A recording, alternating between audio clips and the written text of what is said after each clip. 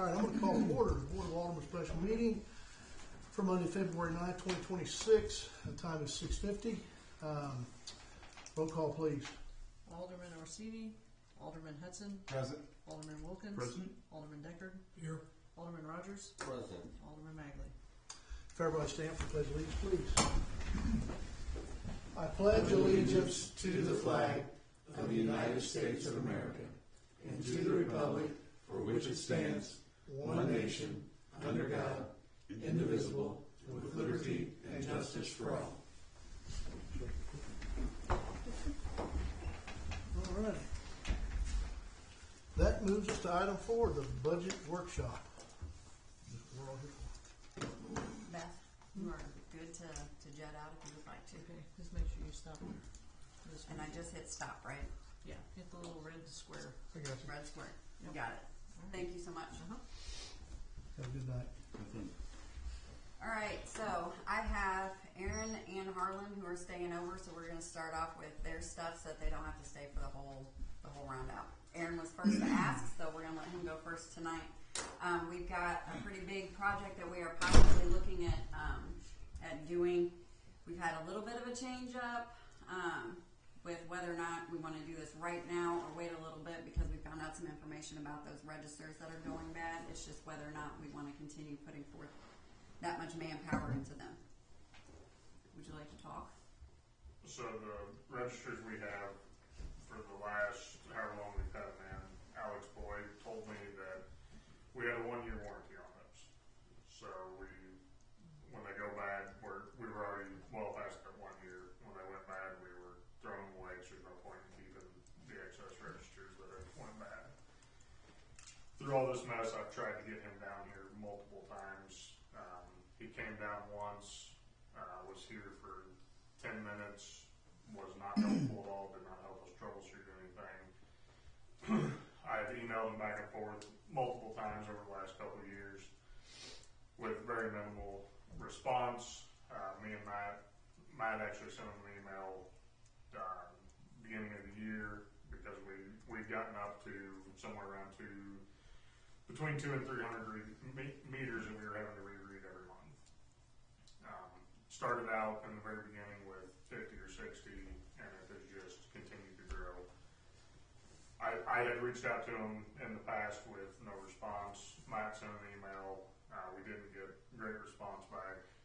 We were told that the registers that we went with are cheap registers.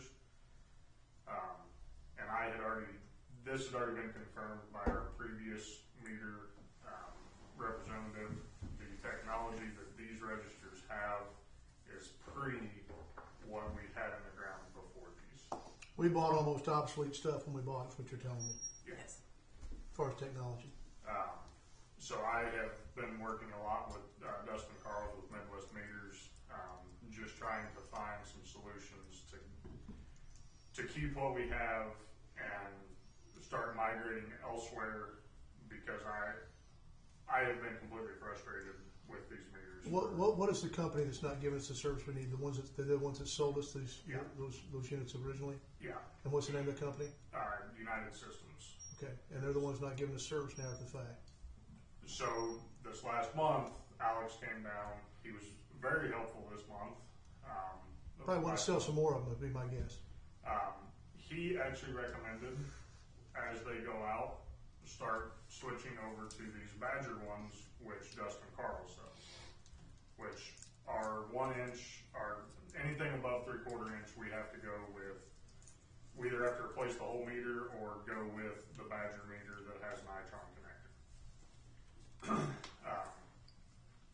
Found out, and this was after I talked to you on the phone that day, Chris, our registers actually have a 10-year warranty. So that throws a kink into it. We went out this last month, we replaced around 100, 110 off the lists. They're supposed to be, we had those in back stock. They're supposed to be sending me brand new ones to replace what we had in back stock under warranty. They're going to take these back and try to figure out why we're having so many issues. So what we thought was a year warranty is really a 10-year warranty? It's really a 10-year warranty. On these basically obsolete units that they want.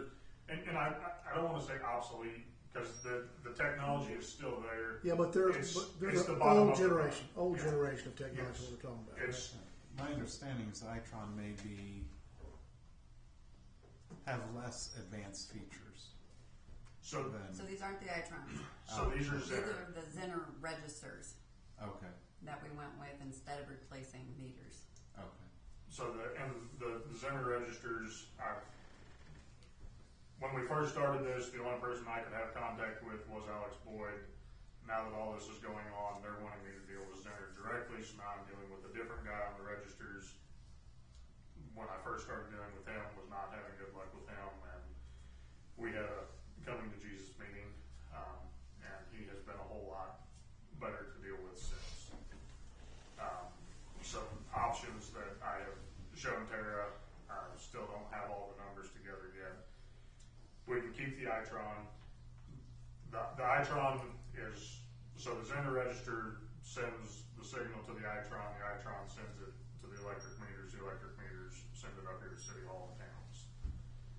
So the Itron boxes, we have a 10 and 10 warranty on there, 10 years full coverage, 10 years prorated.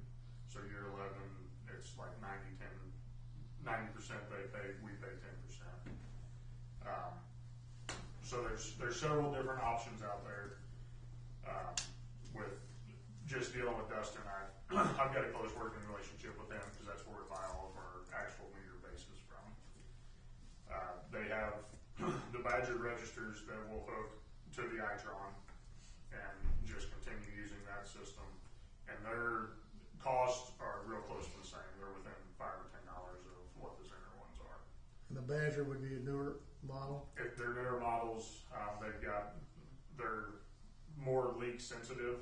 So right now, and I don't remember the numbers, a meter I think has to leak like 10 gallons per hour for it to pick up a leak, whereas the Badger ones, I think it's like a gallon an hour. So it'll pick up pinhole leaks, whereas the ones that we have now will not pick up pinhole leaks, which have caused some issues with trying to diagnose what's going on with some meters because they're using water, but it's not showing in our system that they have a leak.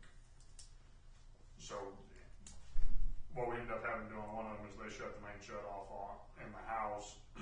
We went and read the meter, took a picture of it, so we knew exactly where it was. We went back 4 hours later, and because the leak was between the meter and the main shut off, and saw that it had used a little bit of water, but it wasn't enough to show a leak on it. So that's one option.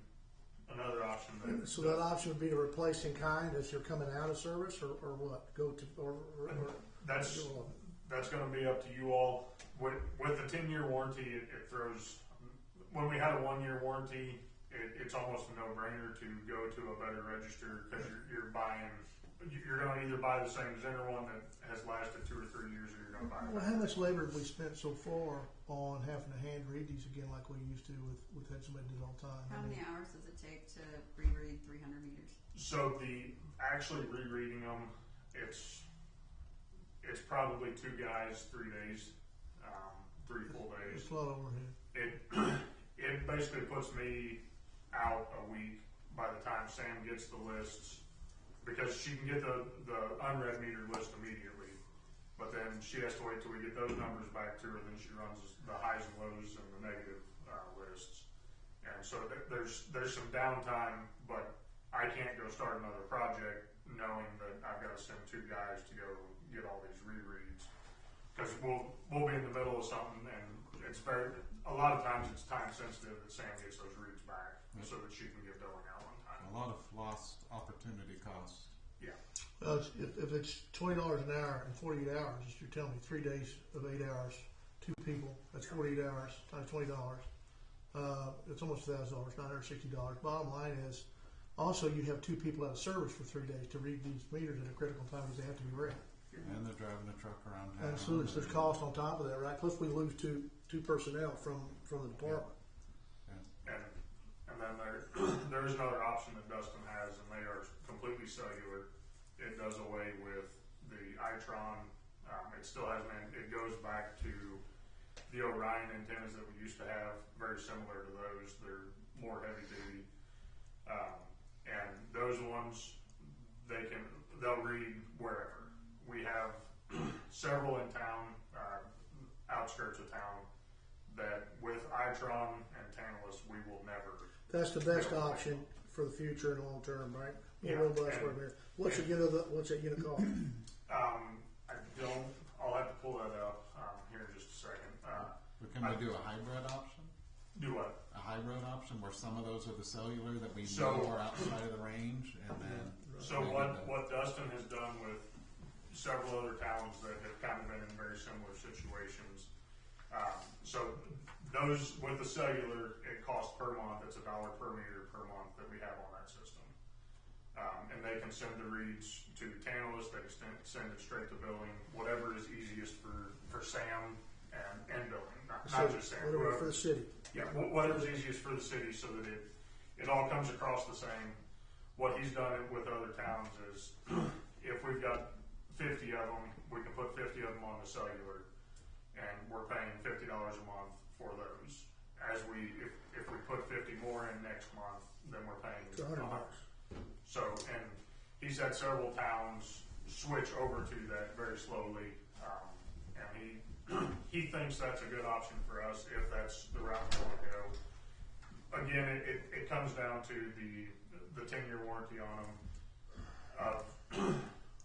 These meters, a lot of these have been in the ground for 2 years that we're going out and replacing. And I don't know why some of them are lasting great and other ones aren't. Other than different batches, but as we were putting them in, we grabbed from the same box. So this entire street essentially has from this one box, and 5 of them might go bad, and the other 25 are good. We ran into issues with these ones. The needle themselves have broke on those. So then that month we either estimate or we just, whatever the read is, that's what we charge them, depending on what that looks like. But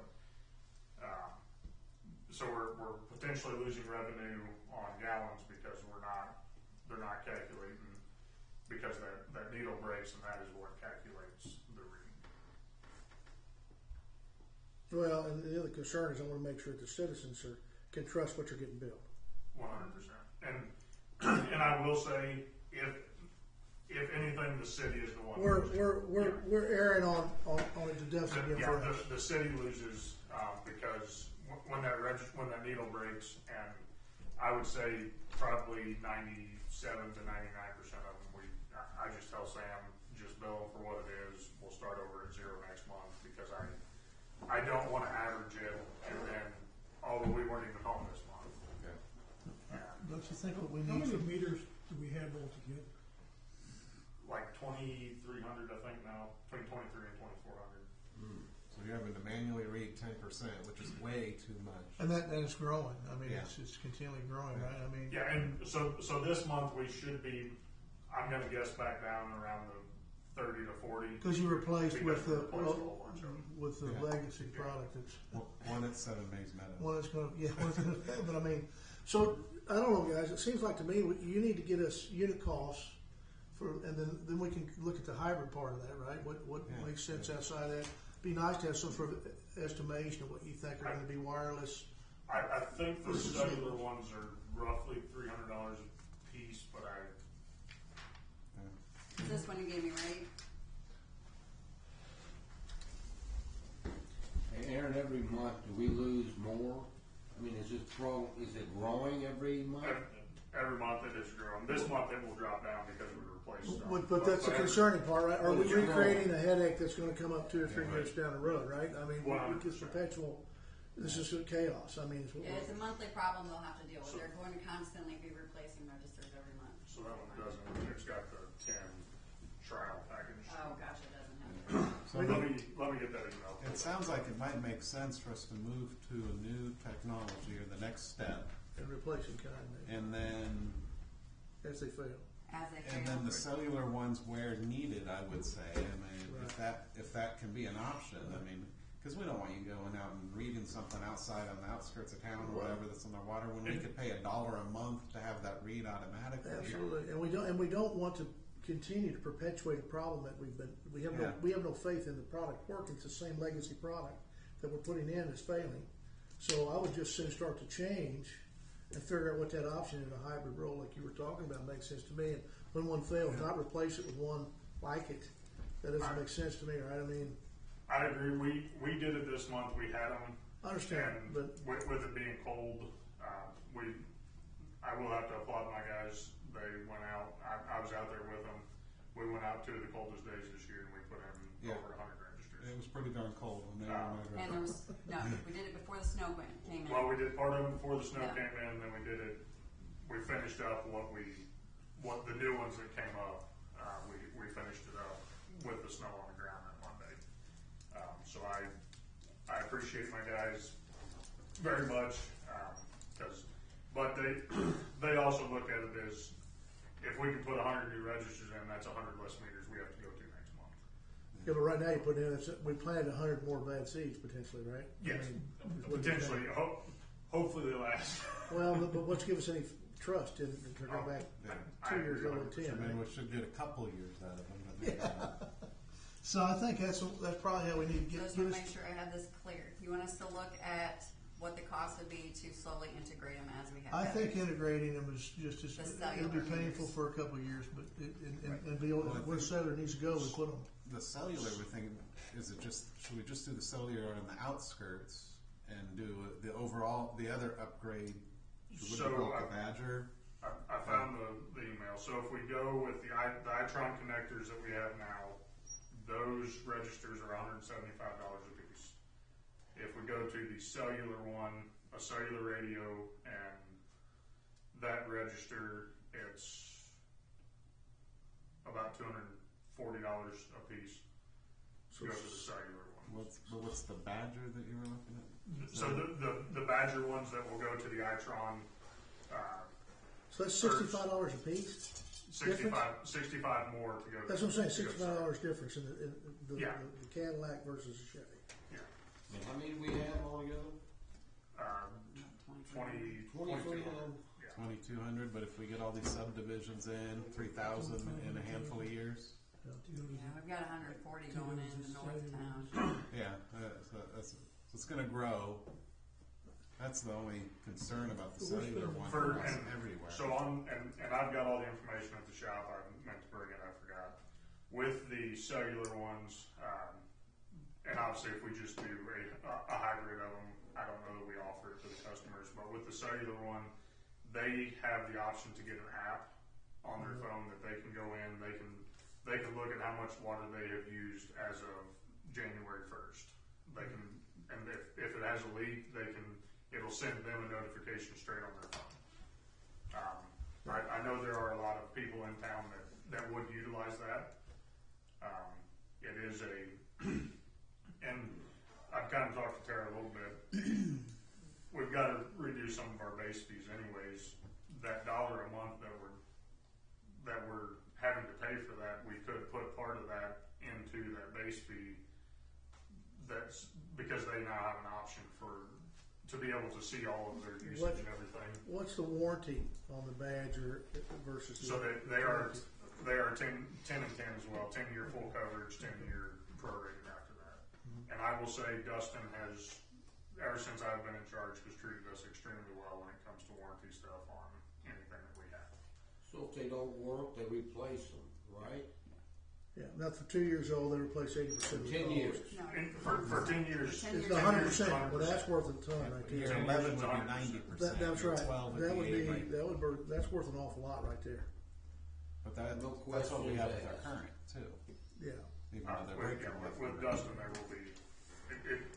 Dustin's dad is the one that originally, the Orion and Badger registers that we had prior to switching to these Zender ones. Dustin's dad was the one in Dustin's shoes at that time and brought that to Centralia and helped integrate. Dustin actually helped put some of the new readers and registers in the ground. We're gonna need it. That would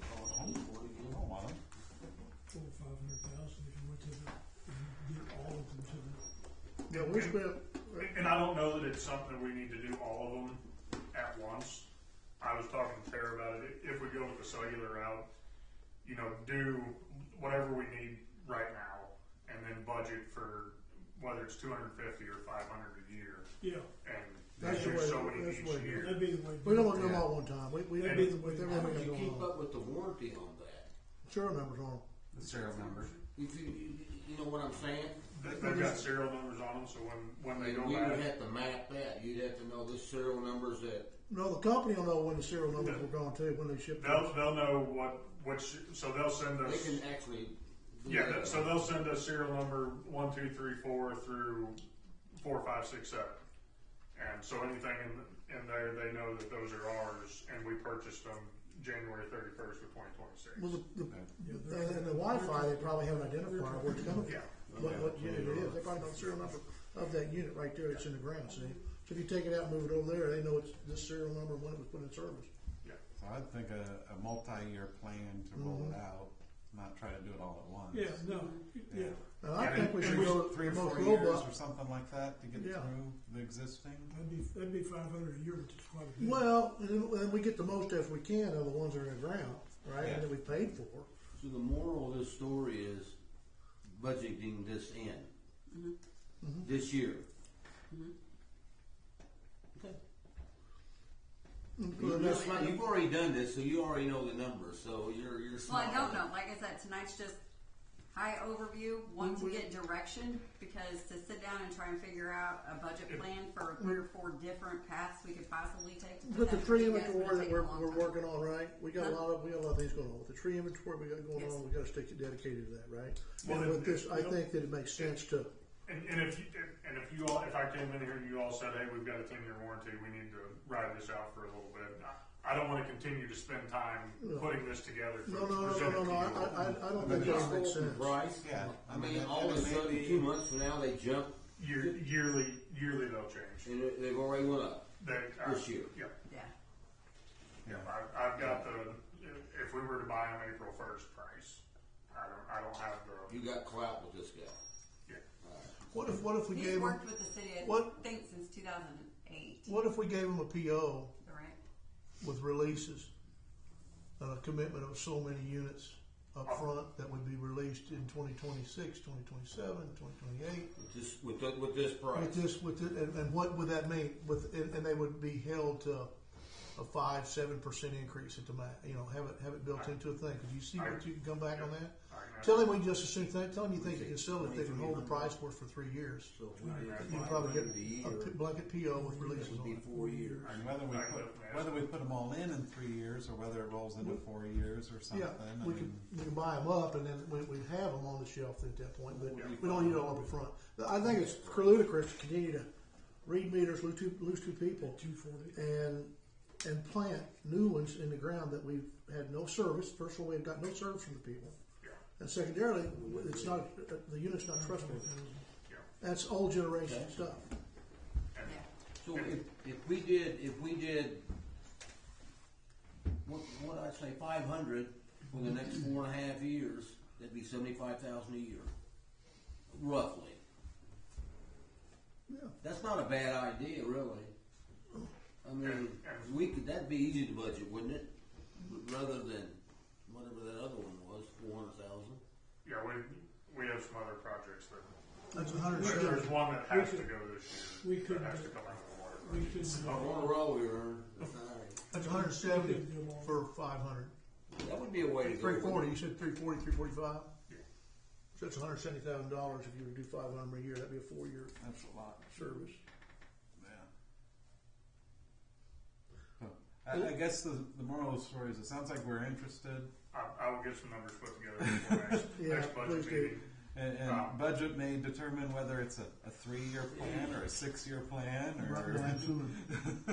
And so I just got 5 trial ones in that he brought to me. He was going to come last week. We had too much going on last week. So I'm going to try to get him here sometime this week. We're going to put those in. He has a demo app. That's his app that he's going to bring up here and let the girls look at it to figure out, to kind of see the ins and outs of it. Because I told him I want to try it before we When's he gonna come up here? I need to call him tomorrow and find out for sure. But when I talked to him last week, he said he should be able to make it up sometime this week. Well, let me know when he comes in, will you? Yep. Well, that price you shot, was that a quantity, is there a quantity discount on that, or It's the same price whether you buy one or five. they're all same price, huh? And on the meter subject, when we put these new registers on, there were meters that had 1 million gallons ran through them. They're all still reading. If anything, again, it's favoring customers because as the meters get older, they lose accuracy.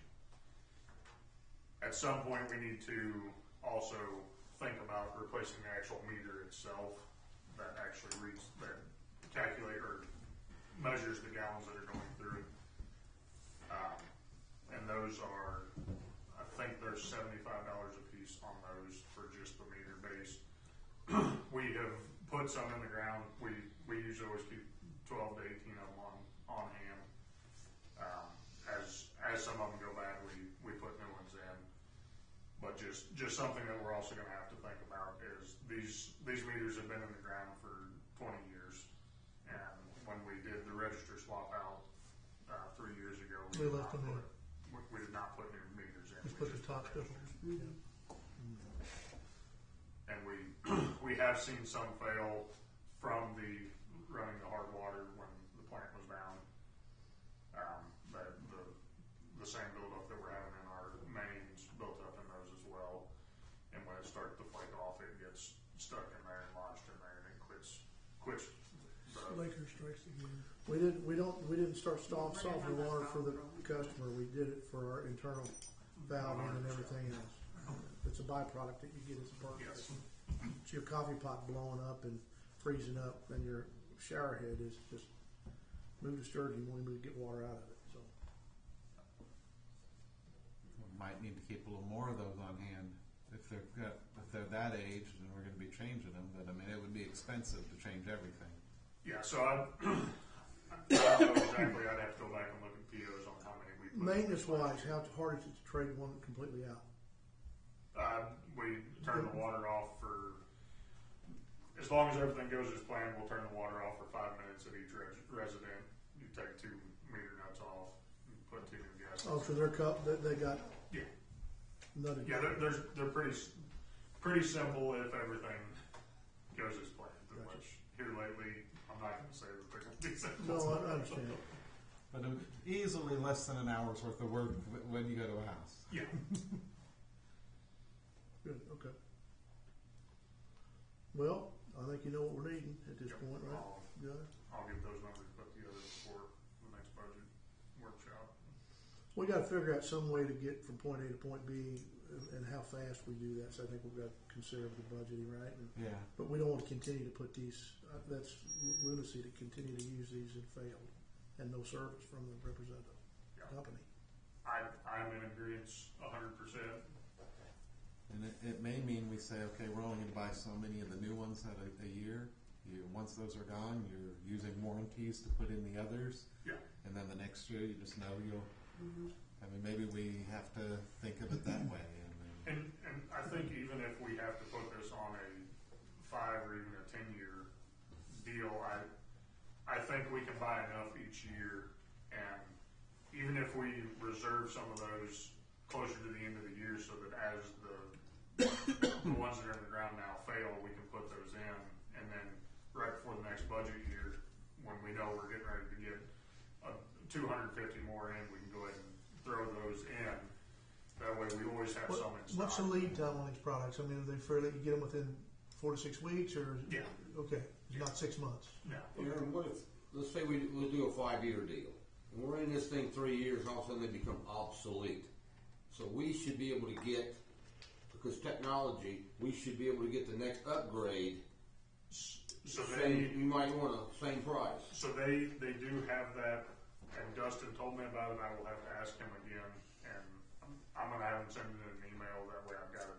But they do have that as if I think he said that was part of his 10-year warranty, full replacement warranty.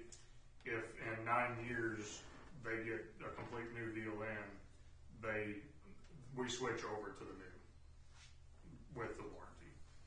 It applies to the newest model. Yeah. That's good.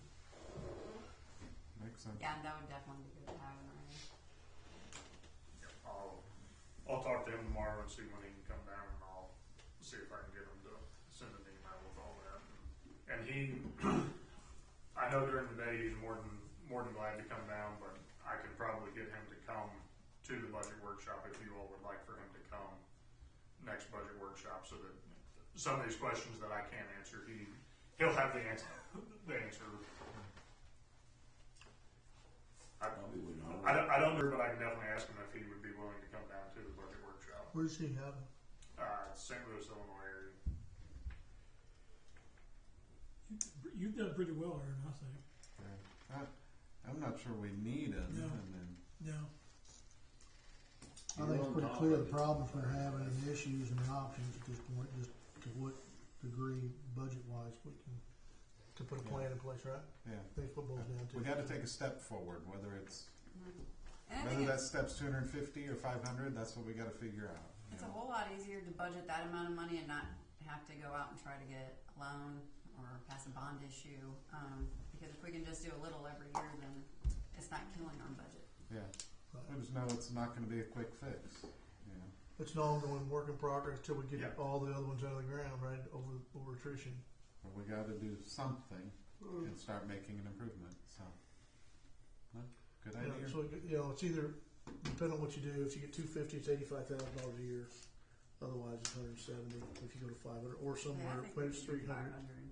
So Yeah, I'll get I've got it all at the shop, and I meant to bring it, and I left the shop after work. budget wise, it might be good to know 250, 300, 400, 500, and for us to right there in front of us all to see the number and what you feel and your input is of the budgeting, right? The plus side about our water meters is that we bill our sewer usage off of water usage. So the sewer budget can help pay for water meters. Oh, okay. We've done that in the past. Okay. Makes sense. Makes sense. We're sewer.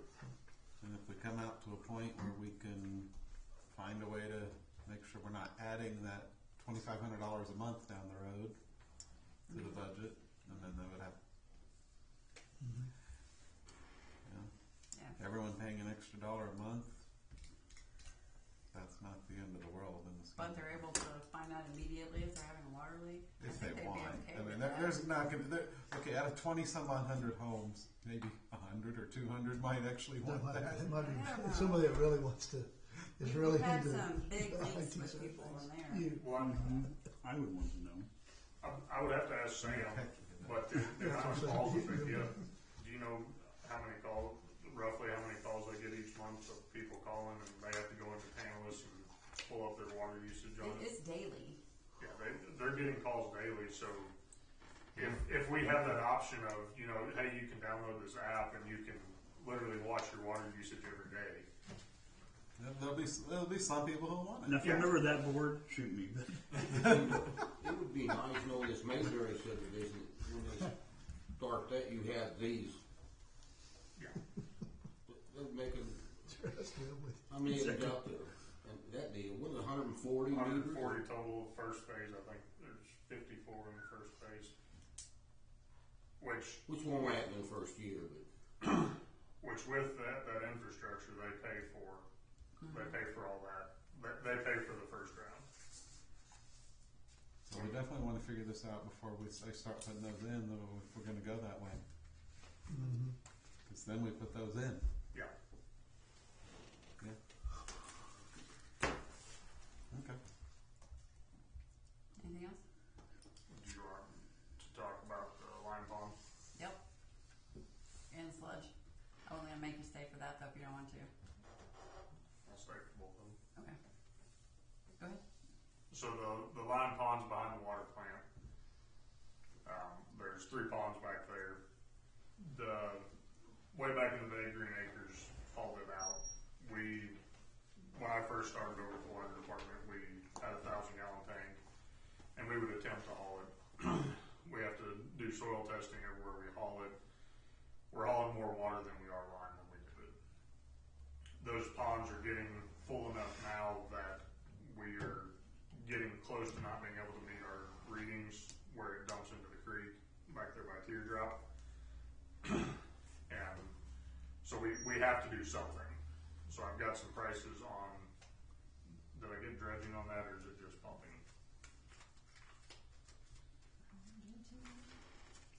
I know I got prices on having it pumped out and land applied, and there's a company that comes in and they take care of all that. And I don't remember the number on that. Just as removal. I think the bid that or the quote that I got from them is just The way we've been doing it for years and years is not. Well, it's silted in now. it has. It's not chaotic. The city has never been able to keep up with it since Green Acres quit. When you basically have to have somebody with especially with our 1,000-gallon tank, you're gonna have to have somebody hauling lime sludge every day, 360 or all working days of the year, in order to even remotely keep up. They had it dug out. I don't remember exactly what year that was. It was 10 or 15 years ago, I think. I think that's what we figured out. They drag lined it out. They brought in I think Phil actually they rented a big track hoe and they hauled it out in dump trucks and disposed of it. There is no good way to dispose of it if you haul it out in dump trucks, and when you do that, your streets whatever streets you're driving down are going to be white. I know which street you use, yeah. So to me, the best way is either to have it dredged or have a company come in and pump it out. Basically, they put water in there, they stir it up. And make it slurry to where they can suck it out. Yeah, and haul it off. they suck it out, and if we can talk to the landowner of the fields right around there, we may have to go further out. I don't have an exact number of acres that we're going to need to be able to apply that on. It'd be too hot. Do you know that cost on the dredging? That he gave me total cost, and it's What's- $250,000. For them to slurry it out and pump it out. And that was earlier this last year when I got that number, so it may have went up a little bit. Diesel fuel ain't going up. Well, you all driving back and forth and wasting all the man hours doing that adds up. Yeah, You designate 2 trucks for that too, don't you? we only have one tank. Are you talking if we were to haul it? Yeah, like you used to do. Have we checked on a dredging cost too to compare? I have not. I was just trying to get some budget numbers Just to need a budget present. number to plan for, and then we can go out to bid. And I got some pump numbers and dredge numbers, or no, the dredging numbers have not come back yet on the lagoons, Okay. the wastewater lagoons. Got it. Is there any way you can just throw some numbers together if we did it?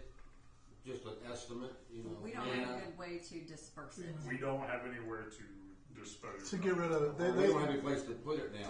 No. We used to take it. Oh, I'm you gonna don't, plead the fifth. I don't need to know, do I? I'm gonna plead the fifth on where Well, it's they take care of all that. That's not our problem. They take care of it. That's They out do of all our the area. soil testing the DNR requires. They'll either bring in semis and they'll pump it onto a semi and then haul it to the tanker semi. They'll haul it to the field where they're applying. If we can get the land right around, they'll just have long hoses that they drag behind. So we don't have an option, we've gotta do something. How deep are they now? If Would we you say could average? control And it. it sounds like we need to I budget think every so that they're many supposed years to to do be something. 7 We really foot should, deep. and Yeah, but they're not if there. we do this two every of so them are often completely until waiting until it's so full, it won't cost as much. Yeah. Yeah, and I think that I wasn't listening. It's something we need to do more often. Well, that's what I was Every saying, it 5 sounds like we years. need to budget every so often to have it done, and that may be. Having a life we start cycle, building a their life reserve for cycle, it. that they have to have this maintenance done to them. So the way the ponds are set up is the first pond, it's all supposed to go, the lime's supposed to settle out in the first pond, and the other 2 ponds are just water Affluent. carried over. Water. The first pond has been so full for so long that it has carried over into the other 2 Now ponds. 2 are full, you're telling me. 2 are complete. And we're on I would say 30. One is completely full, one's 90%, and the other one is probably 70% full. Ouch. That's a this year So, problem. so it sounds like to me that the first one, if it's doing what it's supposed to, should probably be cleaned every 3 years, maybe potentially, or something to keep the other two clean. Yeah, I think it's going to be something that we have to keep an eye on. Got to Can we figure figure out? it out. See how much it's silting in, Yeah, then you know how much it's Yeah. how much you're losing. Because we Yeah. don't know how badly the water plant change out affected that too. When we were running all that line, and it wasn't, the slaker wasn't working right. since we did the upgrade, Yeah. Didn't that put a lot of extra it put lines? some, but the way the old slaker was, prior to the upgrade, the way the old slaker was ran, put a lot of extra line out in there. So it sounds like we gotta put something in the budget And then look at dialing that in Yeah. to where we're not doing 3 potentially, that we keep 2 pretty clean, and the Yeah, first one, I think after this, if we get it on a 3-year, a 5-year, whatever it is, and whatever, just do dial that the in, first whatever that needs to be, but we need to take Yeah. a reading of that, keep up with where we're Yeah. starting from, and monitor that fill in, right? Because you know what, at a certain point, it's gonna flow over. Yep. That's where we're gonna start dumping in next one, we wanna keep from doing that. Right. And then we have kind of the same problem except on not our the lagoons. on our wastewater lagoons, the 2 primaries, the 2 separate systems. The 2 primaries are the one out at Northeast has, I think it was 60 inches of sludge in it, and they're supposed to be 8 foot deep. So it's got 5 foot. It's 3 foot of filling. There's 3 foot of water. That's what I'm saying, it's filled 3 Golly. of solids, or semi-solids. The Northeast one has, I think, 39 inches of sludge, and it's supposed to be 6 or 7 foot deep. I've got some numbers on having it dredged or pumped. I don't remember what numbers I have to Terry yet. To dredge it, if we did everything all at once, it'd be $2.6 million this I year. was gonna say, that's a major problem. Holy So- cow. So on the wastewater lagoons, we are still able to meet all DNR standards. We are not over on any of our effluent that's going out to the farmers. It is eventually going to carry over into the secondary. We have a little bit of that going on right now. I don't know. This isn't a have to fix everything this year problem. Yeah, but we can't allow it to get to be a We don't wanna $2.2 million keep this price can tag that we have Yes. to do at that point. How We many wanna- years we we wanna do got smaller before chunks gets, of that. the first one gets where DNR might come in and do something, but how many years we got left? We if only we got don't do it? 40% or Couple 35% of of the years, water maybe? I'd space say available 3 or now. 4. Right, its capacity's down to 35%. Already. Have we ever done this? So they dredged it sometime in the 90s was the last time it was done. When? See, this is another Okay. thing that we probably need to get this lined out and then have a maintenance plan on it, right? Well, So so- that is what we want to talk about. So the dredging is the 2.4, 2.6. 2.6. It was kind of brought to the board when we did the sewer upgrade. There's a company, they originated in Kingdom City, it's AMS Solutions. It's bacteria that they put in the water that eats the sludge. It eats it up. So those numbers are also high. What They're was double. So if we were to attack everything this year, it was $4.2 million. I don't think we can we? so they have options to. We can put a trailer unit at our lift station behind Methodist Church and run it for a year and see what. So basically, they're going to come sludge judge it again prior to starting. If we go this route, they would come sludge judge it again at free of cost to us. They come sludge judge it. They will put the trailer in. They will bring boats in to stir the lagoons. That helps the bacteria eat more of it. And then they will sludge judge it again every 3 months or 6 months, whatever we ask them to do, to see if we're feeding enough to make it work, to see if it's even working. At the northeast or northwest lagoon, it just takes a tote out there because it is a smaller cell, and they think that we can get that one under control with just a 300-gallon tote out there. So I had him give me some numbers because again, I want to see something work before we spend a lot of money. $2.3 million. And not solve the problem. Yeah, the trailer units are $30,000 a month, right? Yeah, you put monthly 40,000. I was assuming that was for That was those for both options. of them. Yeah. So I think the trailer is $30,000 a month. There's a little bit of setup fee. I don't remember what that is exactly. If we were to do a tote, it's $5,000 a month on it. They don't really have a timeline until we actually, as far as how long it would take to get it under control until we do a trial basis. What I kind of talked to Tara about is putting the tote unit out at northwest lagoons, have them sludge judge it prior to putting the tote in. Then they will come in and do the same thing that they were going to do at the other lagoon, stir it. They'll sludge judge it every 3 months, 6 months, every year. That's $30,000 a month for that? That one is That one's 5,000. 5,000. We're not guaranteed anything on that deal either, are we? I mean, if I it will don't tell you work. that their business has substantially grown because So it's when- working elsewhere. So when they came in 2021, 2019, whenever it was, they were just getting started out. And they were kind of just in Missouri. They're nationwide now. And they Well, have- you got a lot of testimonies, you got a lot of people you can check up on, Yeah. similar type units and sizes and square footages and to check on, right? As references and to find out how it's worked and. So, I Yeah, mean, it should- and I've called and talked to a couple of the other towns, and they said that monthly number does suck, but it has knocked our sludge down. You can almost build a pond for the same price as dredging, not Yeah, gonna but be- then what are you gonna do with You- everything that's there? huh? You still got all that stuff you gotta deal with, so just building another. I don't want to do that. I mean, I just thinking. Tom's just doing away with that one. Just covered up. Find some crawdads. Well, Build some houses. I think it's very evident, we wanna look in every area that we have cost that can become substantial costs, right?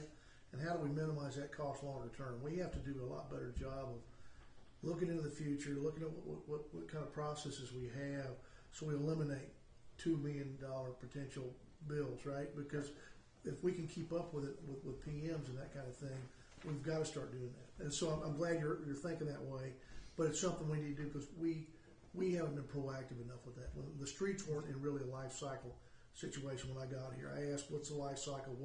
How many you got to have crowned? How many and ground and crowned? And we weren't anywhere near that. So we need to really and that's just roads. The roads are cheaper than what we're talking about with this stuff. Yeah, the lagoon should have been dredged at least 10, if not 15 years ago. And probably should have been done again. Dredged, bugs, pumps, something. So we're all Whatever. inheriting a lot of things of a can that's been kicked down the road. Not with bad intent. So when I say that, I don't want, Right.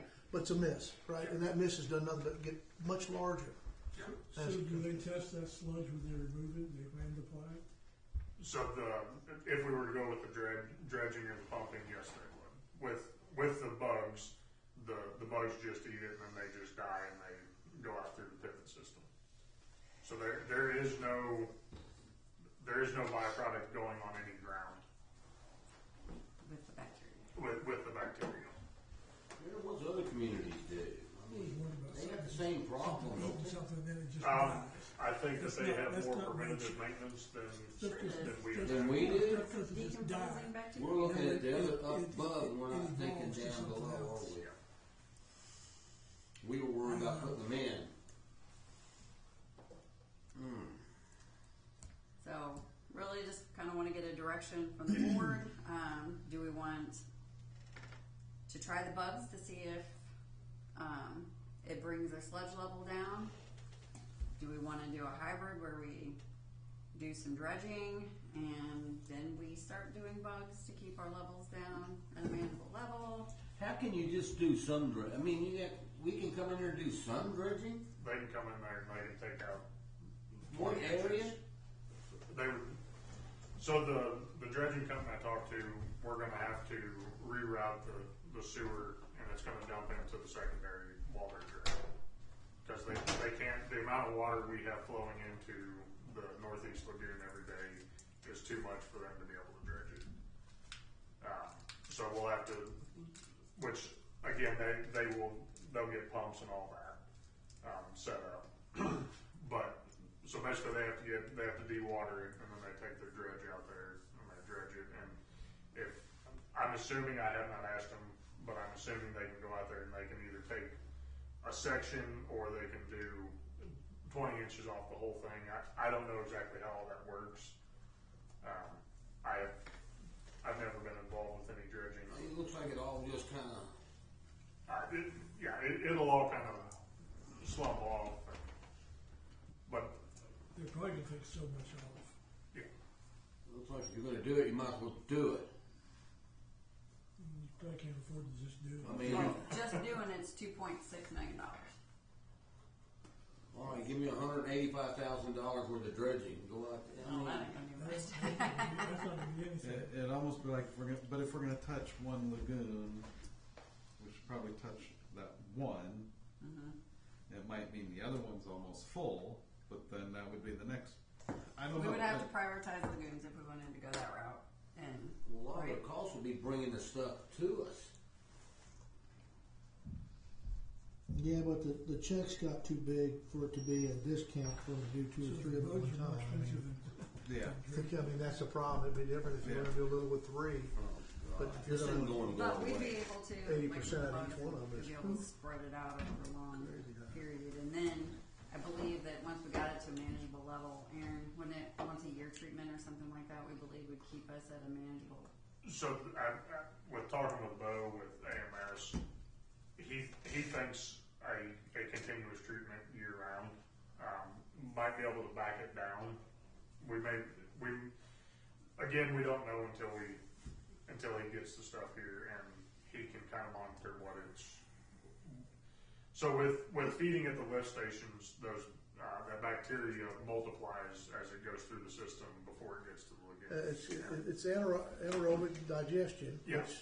which eats the stuff and then dies, sloughs Yeah. off, and Yeah. they've got to dial it in to where they've got enough of the Yes, bacteria in there at a time to be gaining headway.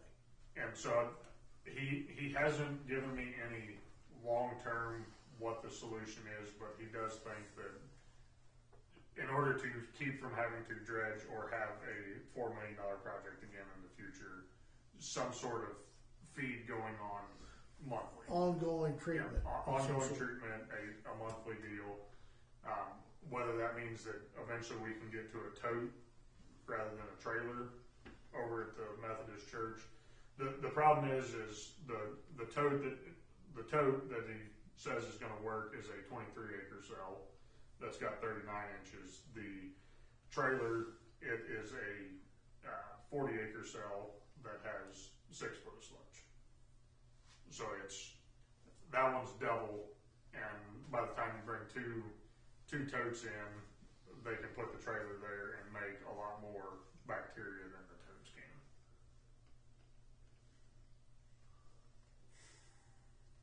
Sounds like we need some options. I don't know. I mean, you're closer to it than us. My personal opinion, and take it for what it's worth, I would like to try the bugs at our small cell with the tote, and that's the $5,000 a month. There's a little bit of startup cost because that tote has to have a heated blanket on it for the winter time so it doesn't freeze. There's some pumps, And when do you want to start this? As soon as possible? if we could start in April with So- that's my personal opinion. So what startup cost? $15,000 for these pumps and a blanket to keep it nice and warm in the winter. No, $60,000 is what it is a year No, so for the tote. yeah, Total $5,000 a month. That's what I'm saying, $60,000 a year. 60,000 yeah. plus. So it's basically one tote a month. Plus startup. I'm just curious what the And startup. yeah, the startup is like 2,000 or 3,000, I think. Okay, well, it's minimal compared to the old So one. in April, let's say you start this in April. When will we start feeling good about this? I mean, if it works. So September, October, or? they'll come out and they'll stir the lagoons. They've got boats with like mud motors on them that they'll stir the lagoons. And I can talk to Bo some more and find out, you know, hey, can we get a sludge judge at 6 months? So in October, can you come in and sludge judge? And then at that point, if we see that we're maintaining, then If it's dropping, maybe? or if it's dropping some, then we know that we're at least, because we just got the sludge judge done last year, so he'll do another sludge judge before he starts. So we can see what we have gained in Well, it would be a good way to measure how much cost is associated with maintaining where it's at, or getting ahead of it. Yeah. Where if you did do some dredging and another would give you some capacity, and you're not letting it fill because you're maintaining it ongoing. You can operate with a half-filled That's what we do. area versus 80% filled or 70 if you could dredge. My point is, we can get it to where the surface area we have that's affluent, we can keep affluent by treating it ongoing. Yeah. Potentially, but we got to figure that out. What's that tipping point? Is DNR, do they get involved in this sludge stuff? Do they want to see do they monitor this too? So the only thing they monitor is the effluent, and where we are a no discharge system, we don't really monitor our effluent. It all goes out to the farmers to the pivots. So they don't, So they don't care. they don't care, and As long as it don't, Until there's Yeah. a problem. we don't want them to know. when it will be a problem is if that primary, if both of them get full on a hot summer day when the foot of water that is in there evaporates and it starts stinking up town. You say we got problems, didn't you? And then people will be calling, they will be calling DNR, and DNR will come down here, and that's when we will end up having violations from people. I say we do the Water's a barrier, man. Yeah. It's a blanket. You got any good news? Anything good? It's a budget workshop. It is no good. Aaron? I mean, we're still operating well with one less guy. Well, it's good to know. It's good to know what we're faced with, so we can start to plan proactively now. Even though we like to have done it 10 years ago, 15 years ago with all this stuff. Yeah, and like I said, on the lagoon stuff, it's not a have to do right now, but the sooner we get on it. But the more we put it off, the more it gets bigger. It ain't gonna get any better. We got to It's start. gonna get more expensive. I mean, it sounds like the small lagoon trying the bugs or the AMS product might make sense, but then we still got to figure out what we're going to do. Well, with if the bugs work at everything the else. small cell, then we know that we We can decide attack. then if we want to dredge or if we want to get a trailer to do the bigger cell Yeah, but that trailer was going to run us close to $500,000 over a the year. year. Yeah, Because it's it said it's 30,000, right? 40 a month, I 30,000, think. 360. No, it's 30 a month. 30, So 360. the trailer's 30,000. That's 360. Yeah. Plus the setups will be a little more on that with the trailer setup and Yeah. everything, but Yeah, and so with the trailer, they have to have a. But if we knew that was going to work, and we got ourselves to where we had enough water, and we could not lose any of that and keep up with that, right, and not have it, going down. Yeah. Then it's $320,000 a year. I mean, it's a lot of money, but I mean at the same time, it sure beats the equivalent of the option of $2 million because it's $2.25 million at this time. 2.3 million.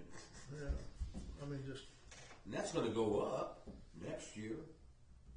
Well, that gives us a baseline to draw from how well yeah, this well, we got to do stuff's working, we right? got to do something. Yeah, well, We have a choice, dredging or bacteria. the dredging's extremely high. Dredging was half the cost of the bugs.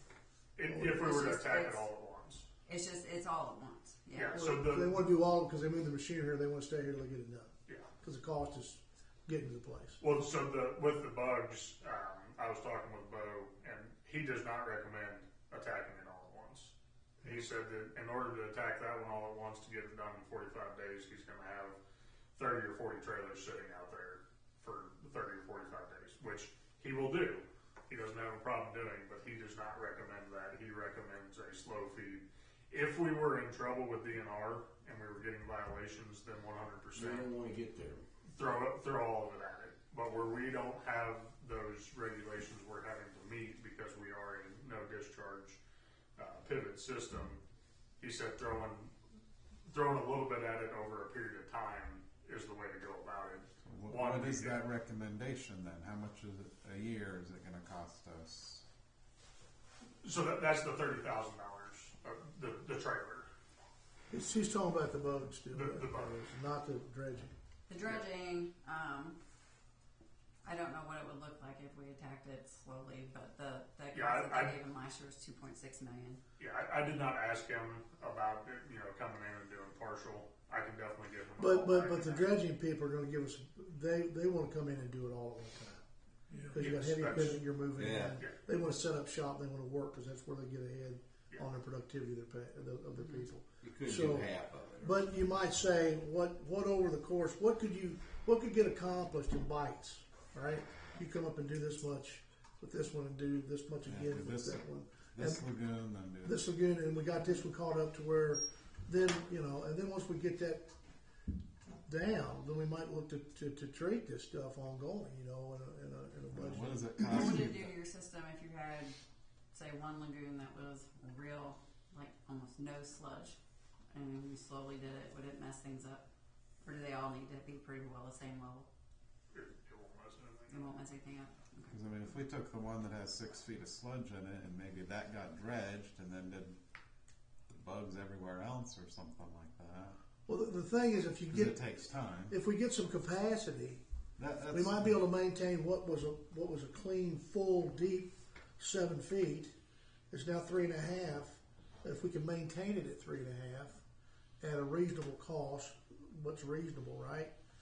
Ongoing, then that's better than spending $2 million maybe. I mean, because it's gonna start to fill in again. I mean, at some yeah, point, we're gonna have to right? do something to maintain. So you just want to keep it from growing and building up and filling up.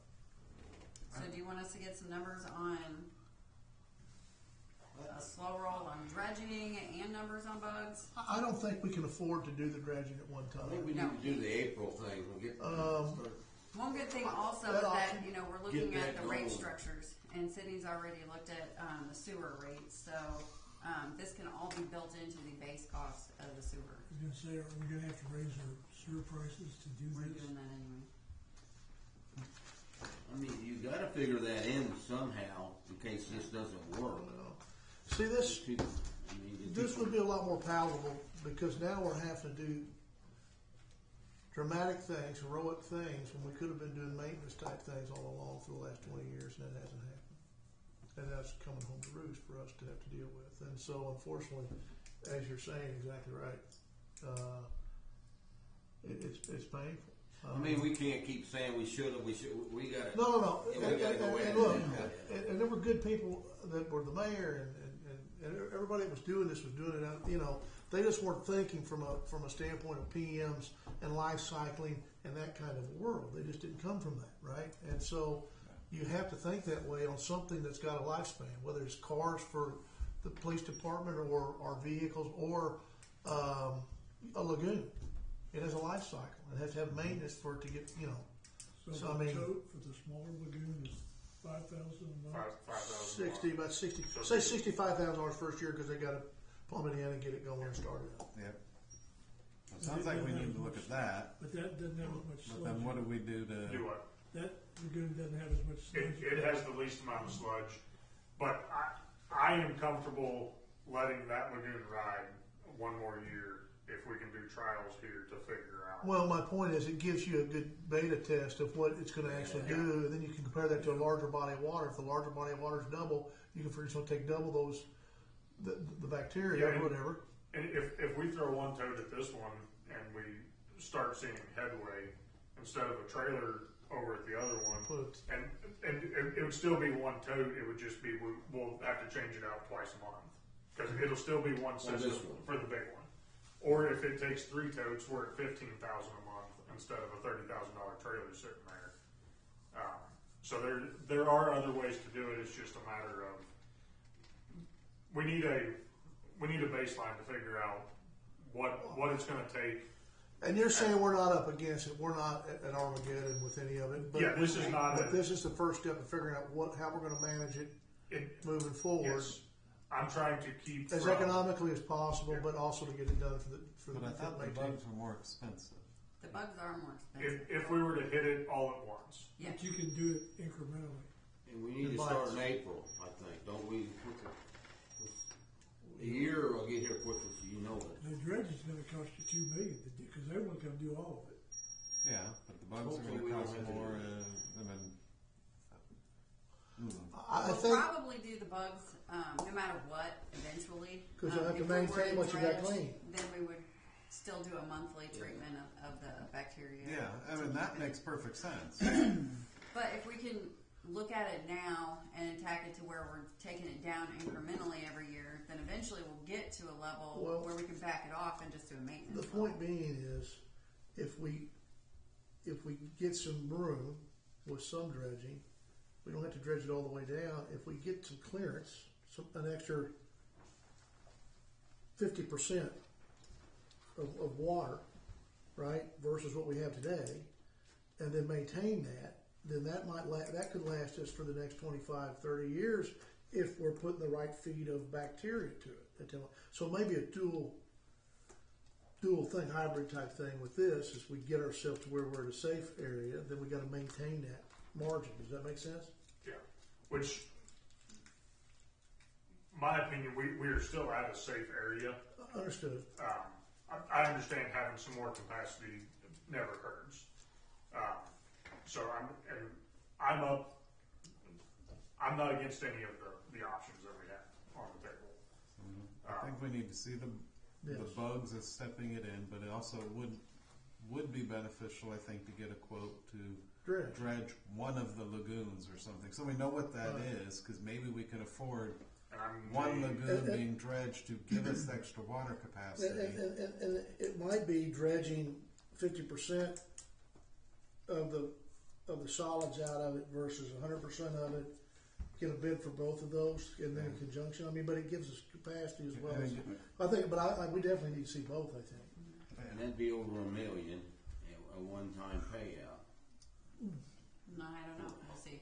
And it doesn't cost us anything. Let's get a number and Yeah, then see we what can it is. Then we know what to do with it. I mean, Yeah. what we And could I have do. it broke down by lagoons if I can find it online. I think the good thing is we've recognized it, but we're not at a We're not at a critical critical stage spot. yet. Yeah. That's it. But get that with some of the other numbers and talk that at the next meeting. Yep. Yeah. Yeah. We'll get it for the next workshop. That makes the water meter thing piece of cake now. Yeah, I was hoping that was the worst thing we had to deal with. But it's, Yeah. I wanted to go in reverse order.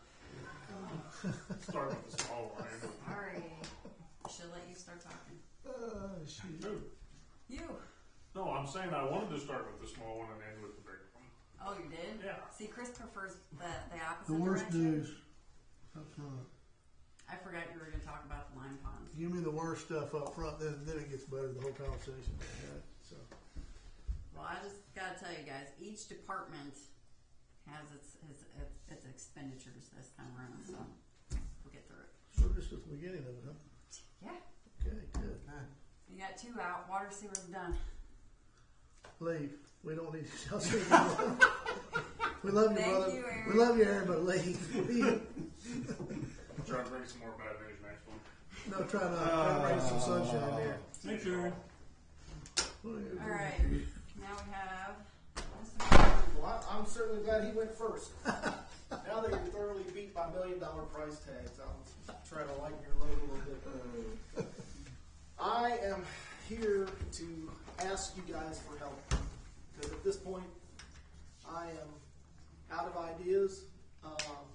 We got a resignation today of our newest officer because he's leaving for $23.99 an hour and a take-home car.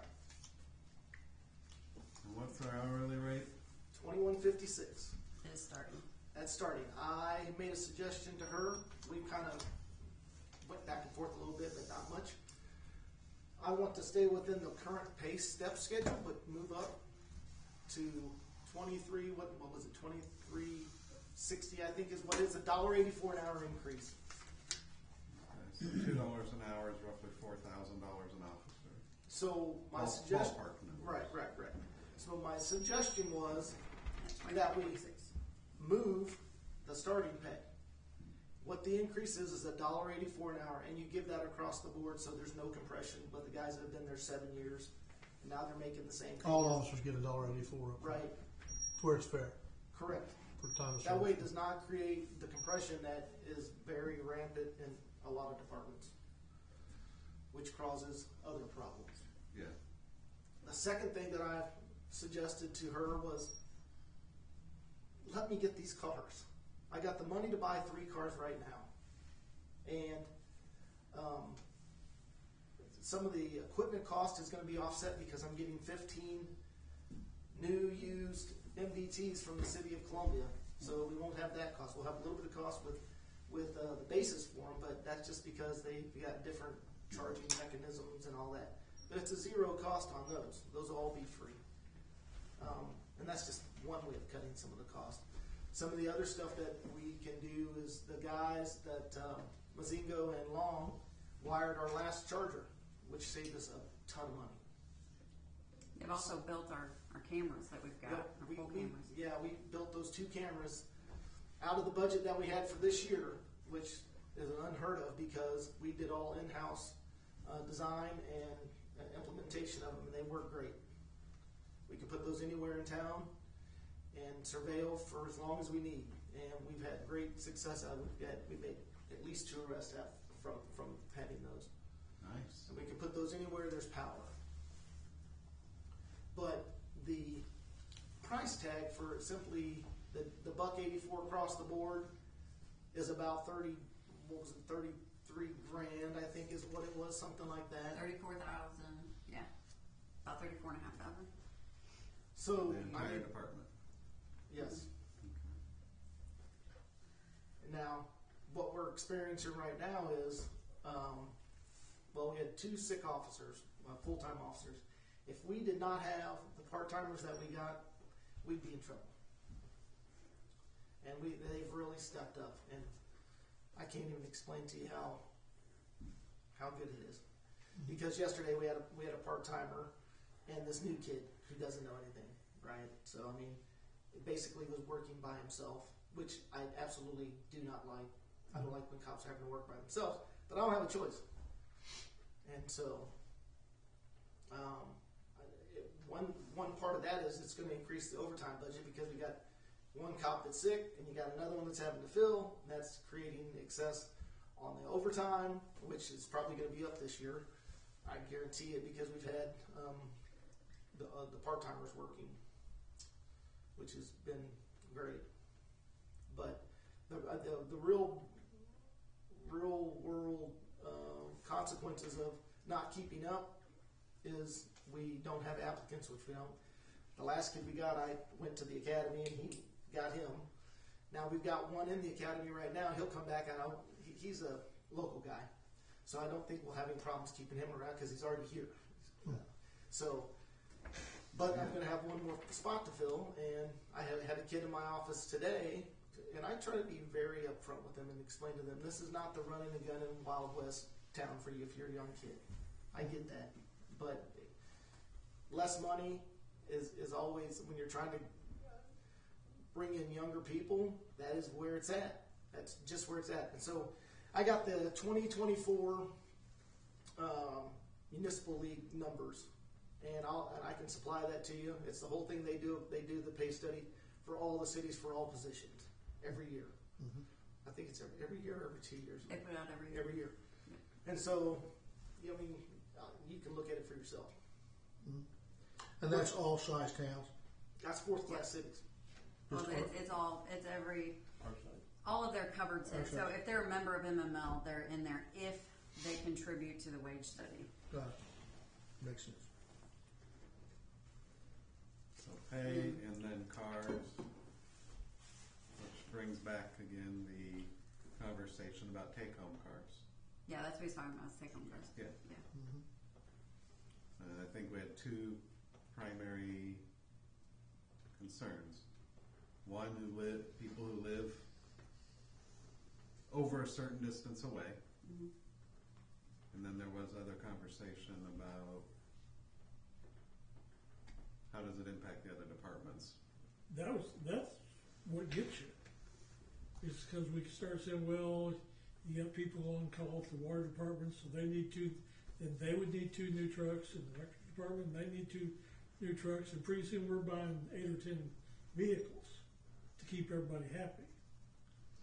Well, what have we found out about that? Is that the case? I mean, does that apply to those departments to have other vehicles? When you have a foreman on call, you have people on call, but Well, and I don't want to say too much, but that we agreed that on-call utility employees should be taking a service truck home with them so that they're not driving into town. They can respond directly to a call if they had a service truck. But that's on-call. I think the sticking point was for if we had street department on call. But obviously that could be mitigated. In my opinion, we're not going to allow a street plow to get driven home. So it's we're not going to buy. You know, the street department's only on call in the case of a weather emergency, and they always get called in before the weather emergency starts getting bad enough that they wouldn't be able to make it in with their own vehicles. So I believe we'd be able to talk that out and work that out with the union during negotiations.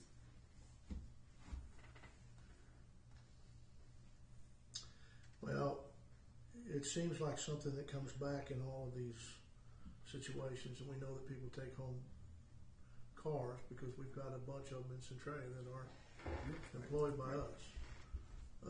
That it's definitely it has nothing to do with any kind of savings on hours on vehicles and mileage, as far as I'm concerned, but it has everything, I think, to do with attracting and retaining personnel, right, and competing for that. Absolutely, but I will tell you, I can give you the numbers on maintenance on that. It definitely impacts it. I can tell you that because the car that's been assigned the longest hasn't even had a pair of tires switched out on it yet. Right. And that's at 18,000 miles. Oh, well, The other one's at 80. But that's an in-town person, so if they aren't driving. anytime more Absolutely. people are driving vehicles. But I'm just saying, on a regular those basis, the mileage vehicles is- were in town. They didn't, nobody, But They I won't think sign on its, anybody, that's but I what I'm think saying. on its own merit that we have to see what we need to do to be competitive in today's marketplace. In fairness, right? And we have a lot of people that are a lot of other agencies that are letting people drive their cars from Columbia, Aldrin County, wherever. Ashland lives just south of town. Right. It's City of Columbia. They've got a guy that does the DUI stuff with them. Somebody from Ashland who lives south of town? So, I mean, I think it's something that's come up. We've talked about it. We kind of put it on the back burner because of union stuff and how to make that cohesive, right? But I think it's something that needs to be dealt with going into the new year, what we're going to do on that. This one, we've been kicking this around a lot for a while. I'm telling you, I'm telling you, I need some help. However that comes, And We budget. have 3 cars in the budget because we talked about doing this a year ago.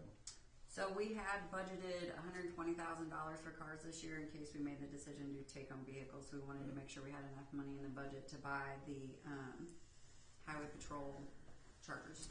that car was, the one that we just bought was 25.5 or 25.9, and that had the light system in it. That's where We bought it back, and our stuff from the old one switched right over into it. Like I said, there's going to be some MDT stuff, but the MDTs are going to be free at this point.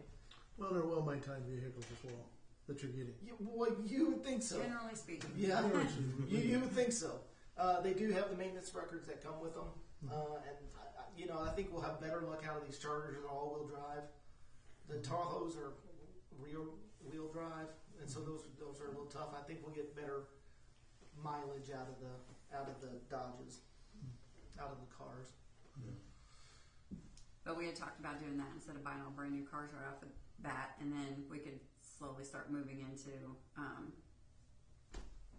Well, you used to use Replacing so many a year. With new vehicles. Before. That way we get out of Well, buying. they also used used to vehicles. cycle them out at 55 or 60,000 miles. But when COVID hit, they were running them up to 75, 80. What are you getting now? What are they looking like on mileage when you get them now? The last one had 62 or 63. Gotcha. And, like I said, you pay an extra $500 or $900, you get the lighting package with it, and that's one thing you don't have to do. That's pretty cheap, in my opinion. $900, but Harlan, you said you have money to buy 3 cars right now, correct? yeah. So Is we that had from this year's Yeah. being under This is budget budget. this year? yep. Mhm. We had 120, Bought one. and we had to buy one because the other one caught fire. Okay. Buying a couple cars is in the budget. What's not in the budget, or we never agreed to. It's not in policy for them to be take home outside city limits. Correct. We That can't that fall has behind been on- the stumbling block. We don't want to get behind. And the real expense of that is fuel. Extra expense for the city is fuel when it gets down to it. Which the fuel cost should be offset with lower maintenance. I'm not saying lower maintenance is going to be a Agreed. huge benefit. I'll give you that. I agree. But with I that. would say it should at least offset the fuel cost. I believe we got to stay competitive because Well- this is a shrinking type of market. We're having people Right. we're having to get to go to the academy. That's what Fulton's been doing for a good while now. Is getting people And to putting be them in honest, it. we're not even out of pocket for academy cost yet, other than Right. some equipment and pay. Understand, but I mean, and I think that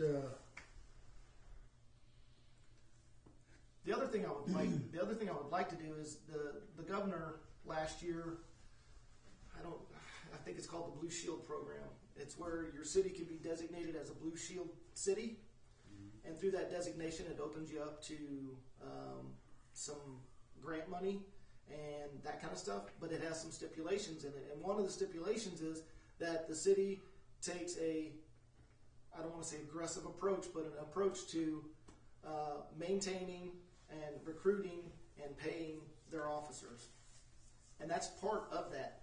Now, like I said, it opens you up to grant money and some stuff like that. We actually put in for 2 grants this year and got turned down because we didn't meet it. Not through this program, but like that. So And likely wouldn't qualify for the Blue Shield or whatever it is today. correct today. And We're I not told the council about this a year or so ago when it first came out, and kind of went on the back burner for me just because we didn't meet the criteria. But I mean that is an opportunity. it's a where program that's out there. it's out there, and you can get monies for certain programs and like equipment and other training. Can you get us some sort of idea of a site to go to look at what that program and what I think takes? it's on the governor's page. Yeah, I'll give you. I'll send. Just give us I'll send you give us an email, address. Tell you what it is. Send us an address. We can look it up ourselves. Yeah. I'll be glad to do that. I've talked to the guys, and they agree with me that something like this would help with attracting people, maintaining people, and I'm glad we got the people we got because it's Well, the bottom line is our city is safe. We have more nuisance crime and things than anything else. We don't really have the drugs in it. We have transient drugs as far as I can see. We keep that moving. We don't let it rest here. And the bottom line is, I think that the police department's an insurance policy that keeps our town clean and what we want it to be. And it's important that we support that. And I believe for you, as a chief of police, that we need to give you what we can within reason to be able to be competitive for these people and to attract these people and to maintain these people. I agree. And whatever that comes out to, that we need to try to do that as long as we can justify it. It's likely a combination of pay and take-home cars. I mean, I know we hit a wall on that last time, but it's likely a combination of the two. Well, I think you got to have both. I think because these people are looking at what am I bringing home? Not what not my retirement. Right. We've dealt that within the city ranks too, with some people riding electric and stuff. That's going to be there, but not having for these folks, entry level people, if they have a spouse or a significant other, and they've got one vehicle that they have to share, or they have to have a secondary car. It takes a load off of them, which puts money back in their pocket to be able to do a job that they want to do, and hopefully they're appreciative of it. If not, I guess it would leave them somewhere You they know, still have a place. I think it was last year I spoke with Donnie a little bit about it, the target pay where we would want to be in the ballpark, and that was in the 24.50 range. And I get that we're not everybody else, but I don't want to be compared to everybody else. I want to do what works for here and what we can get done here, not what everybody else is doing. But the fourth class cities, almost the average pay is about $24.50, $24.25, somewhere around in there. I just want to be close where I can say, hey, yeah, we got this, but we also got this, you know, Right. and it's more of a package deal. So, And it's not quite Mayberry, but it's not far from it in comparison to some. well, other and I places. explained to these kids, I'm like, there are going to be moments when you're bored stiff, like there's nothing moving, like those things are going to come. But you could go to Columbia and make $80,000 a year, but you're going to be in court. On your days off, you're going to be at special events on your days off. Writing a You're lot gonna more get held reports. over. You're going to be doing a lot of things because it's going to be pretty. And so hectic life. I was like, you don't have that here. And hey, some of these guys want to. They want to get out there, and I understand it. If I was 20, 21, I would love Centralia, but it would not what I would do. Well, I can tell you when I started having a conversation with the kid that's been here 10 weeks, he's lucky he got to walk out of that office. I was over the moon upset, just because I told him up front, if you want something else, if you're looking for something else, don't come here, because it's not going to work out. He's like, oh no, I'm from a small town, so it's going to be great. I'm like, okay, all right, great. And then Here we go. here Well, we go. you're going to have that, but we need to try to be as absolutely as uber competitive as we can be. You know, I mean, But not at the expense of the current employees that we have. no, Right, you know what I mean? no. That's what I'm saying. No, I think that's where the $1.84 comes in of it being everybody. You don't get compressed, right? I've been doing this. Somebody comes in and they're right here under my rear end. Columbia was very bad about it for 9 years. I can tell you that for sure. Well, they sure had to change their tune.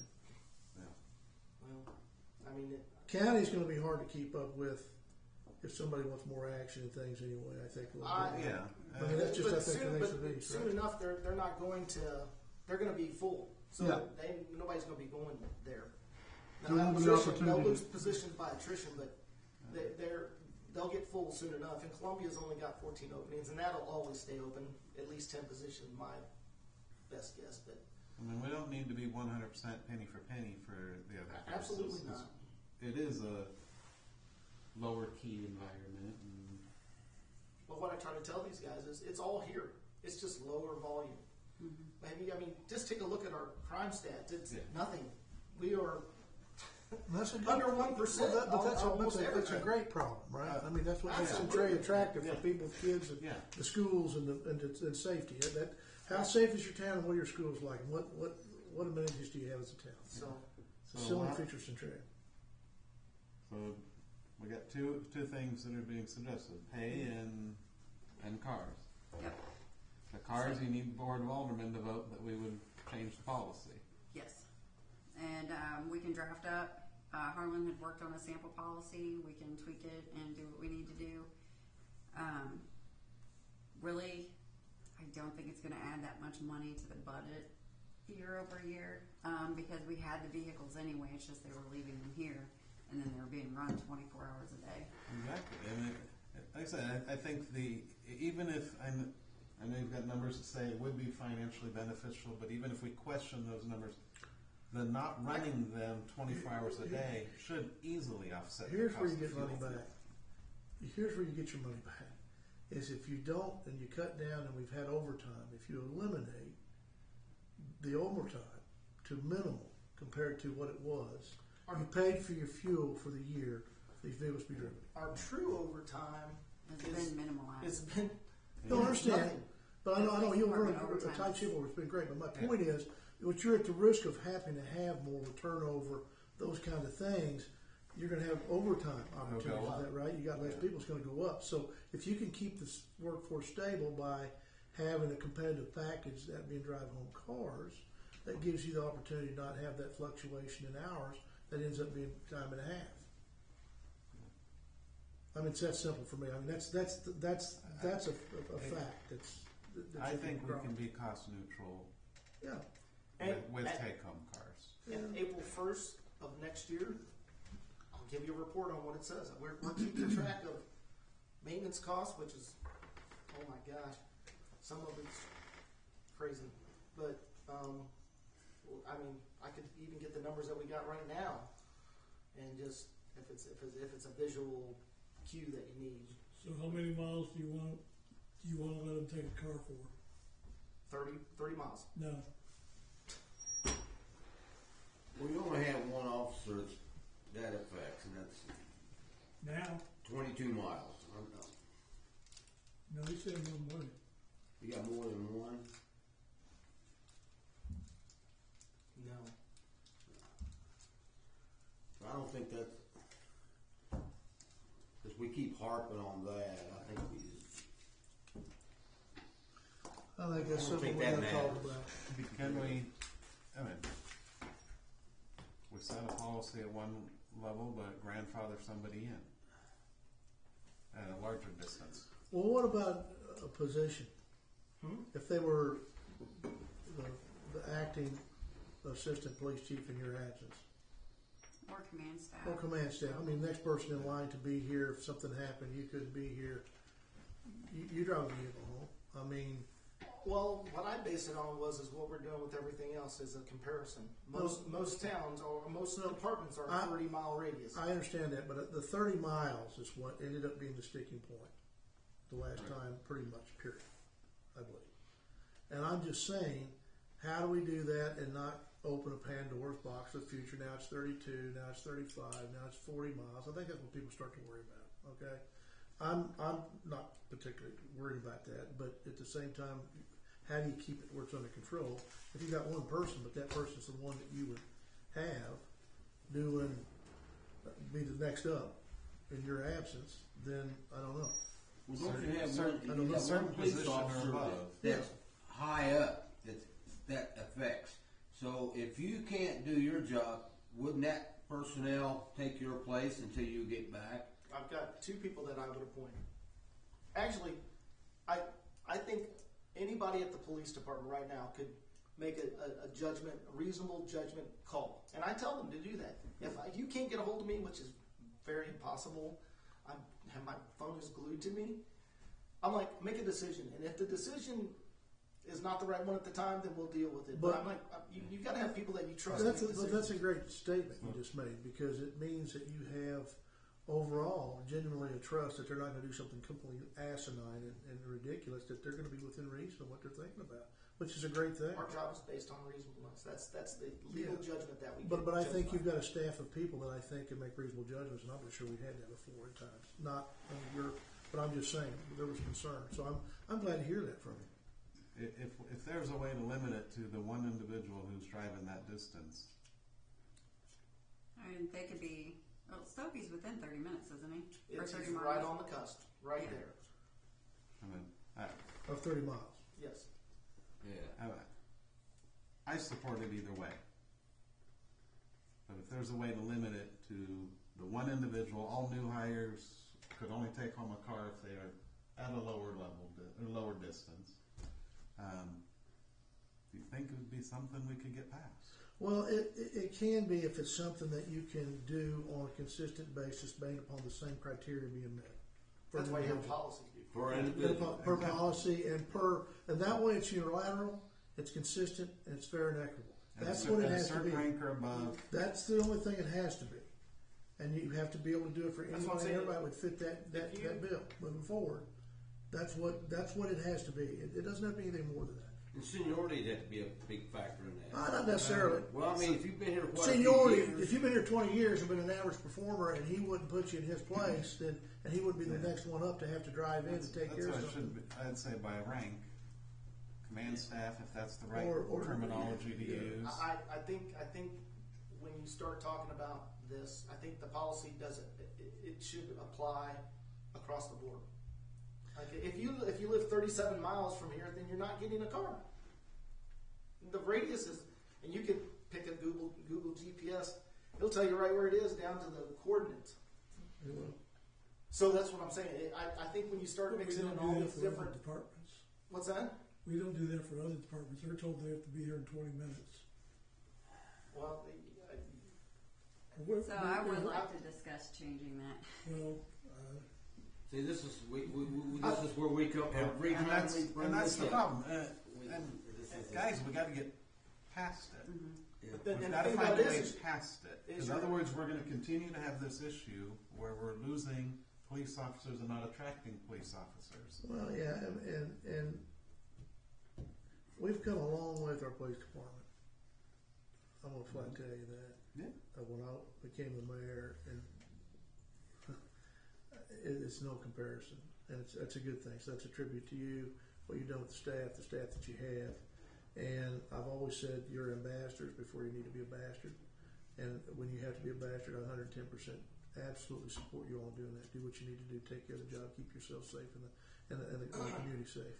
You all do a really good job of that. So I'm giving you your due because you deserve it. You know, the bottom line is we need to make sure that we're also giving you what you need to not be frustrated in your role, to want to continue to do the job and not butt your head against it. Then you're going to have to deal with things. You're going to have to fight things. We've asked you to do that. You've done that.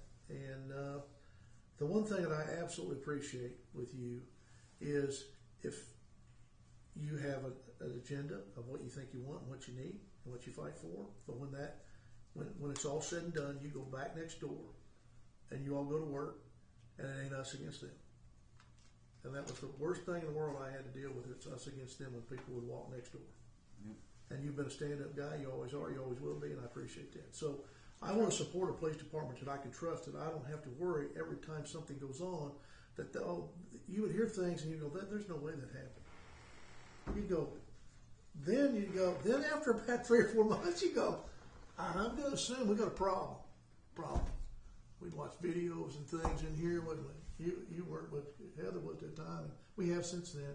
And you'd go, you know, had legal counsel in here, not ours. Say, well, ours, I guess, yes, but then say, is there anything else you want to tell me? Oh, yeah, here it is.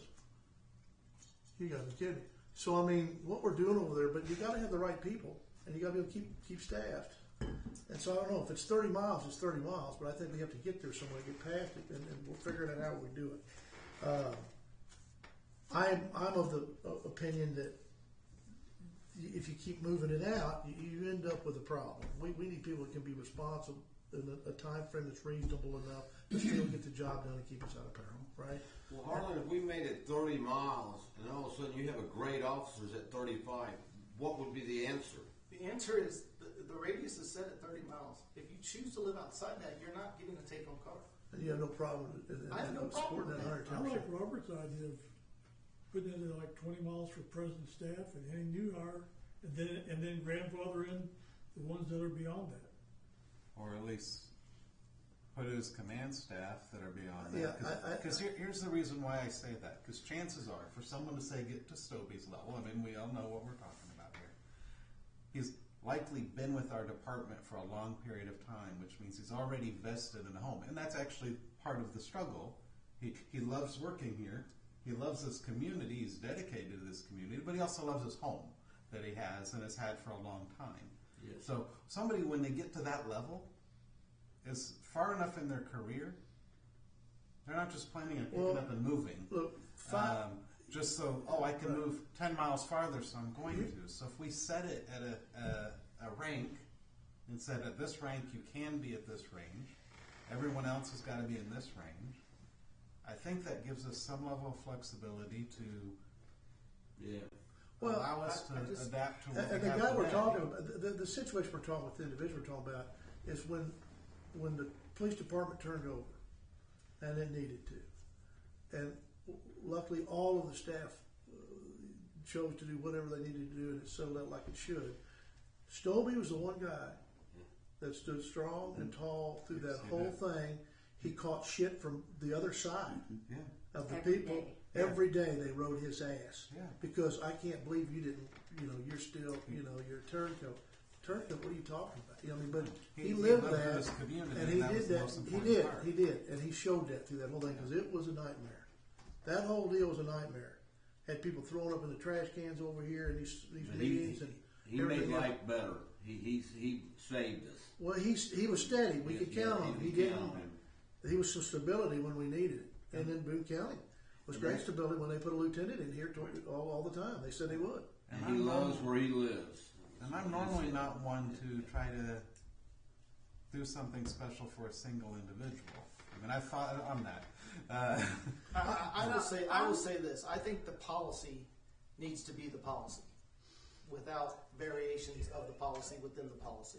And I'm more in line with Harlan. If it is a set limit, and you also have to consider if you take 10 miles off and you only do 20 miles instead of 30 miles, you are taking out all that entire radius of any officer who might want to come here or go to. And then you gotta find housing too, somebody's coming here, right? If that's the policy, they know that coming in. Right, Yeah. But that could be the decision between them working here or working in Moberly or working in Columbia or working in Ashland. It's just, if we're talking 30 about miles puts us attracting within a realistic reach of 30 Colombia, miles, Mexico, the other side of Columbia, we've Mexico. got, Mexico, yeah, you cover a good chunk of Colombia. It's a big chunk you of cover area. Mexico, you Yeah. cover. So when people go look gives to us a big relocate, work plus there's more housing to find. Why are we doing 30 miles? I mean, is there somebody over 22? it's standard. Because it's a general Because if we made it Some 20, some people, some departments don't have necessarily a radius. They drive further than that. But I'm trying to get in the ballpark of something that's reasonable. we're getting hung up on 8 miles. Well, but the bottom line is, if it's 30 miles, it's 30 miles, and you can support that unequivocally and not try to when it's 2 miles, it's 2 miles. There's 30 miles. thing says it cover right our there it is, existing you know what I mean? employees. That's what it Oh, is. oh yeah. I would say, 85% of your department is within 18 miles of Centralia? That's not. I think I would it's say that's probably accurate. higher than that. Wait a minute. But 30 would cover everybody. Well, what 30 does for you too, take out the equation, yes, Stolby's a one out there, but 30 miles gives you a larger area versus an area like this when geographically on it to somebody to live in, find housing in, to move here or whatever it may be. So it gives us a lot better target area of expanded enough for people to not have a legitimate bitch to say, hey, we're very fair. That's not what we're for you. You're not going to We're get really this. good at 30 miles now. Is that what you're saying? I'm not agreeing with you. The problem is, I think at 30 miles, we might have 3 votes. Tonight. But we're just discussing tonight. No. Yeah, we're not voting.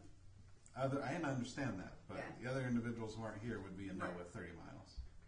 Oh, that's what you're saying? Based on past conversations. Gotcha.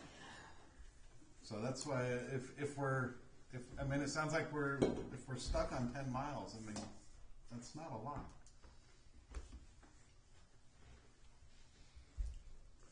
Well, I think we know what it is, at this point. So what you want? What else have you got, Chief? Oh, I mean that was the major. 2 main things: That was the major thing that's. the hourly and the cars. Yeah. That's what we heard from you. The $1.84. Those are the things that have made my time a little more difficult. Right. Understand that. Anyway, All right. that's my spiel. All right. Unless there's other questions. Anybody else? Everybody good? And don't. In the future, can I go before Aaron?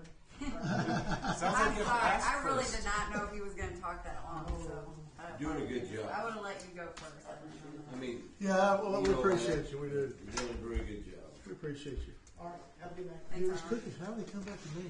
Who bought these cookies? Are these yours? Harold did. Harold. Air bought these cookies. They can Actually. stay here for tomorrow. Okay, they'll We be. needed some milk. I should have bought They milk. smell They're good, man. Did you make them or the wire? I did. They're good. Good.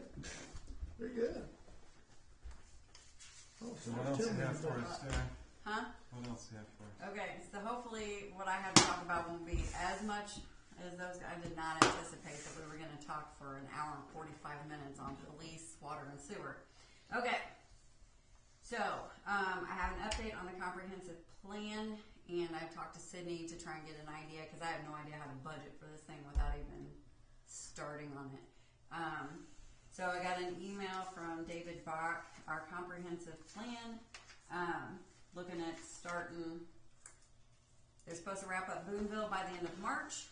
They're going to suggest we have a pre-planning meeting in April where we sit down, probably me and Chris, and Sydney's out with the DC thing, but that's just to kind of touch base, figure out how much They've we're done a looking bunch, at. and they'll be very helpful. Yeah. Working with regional planning.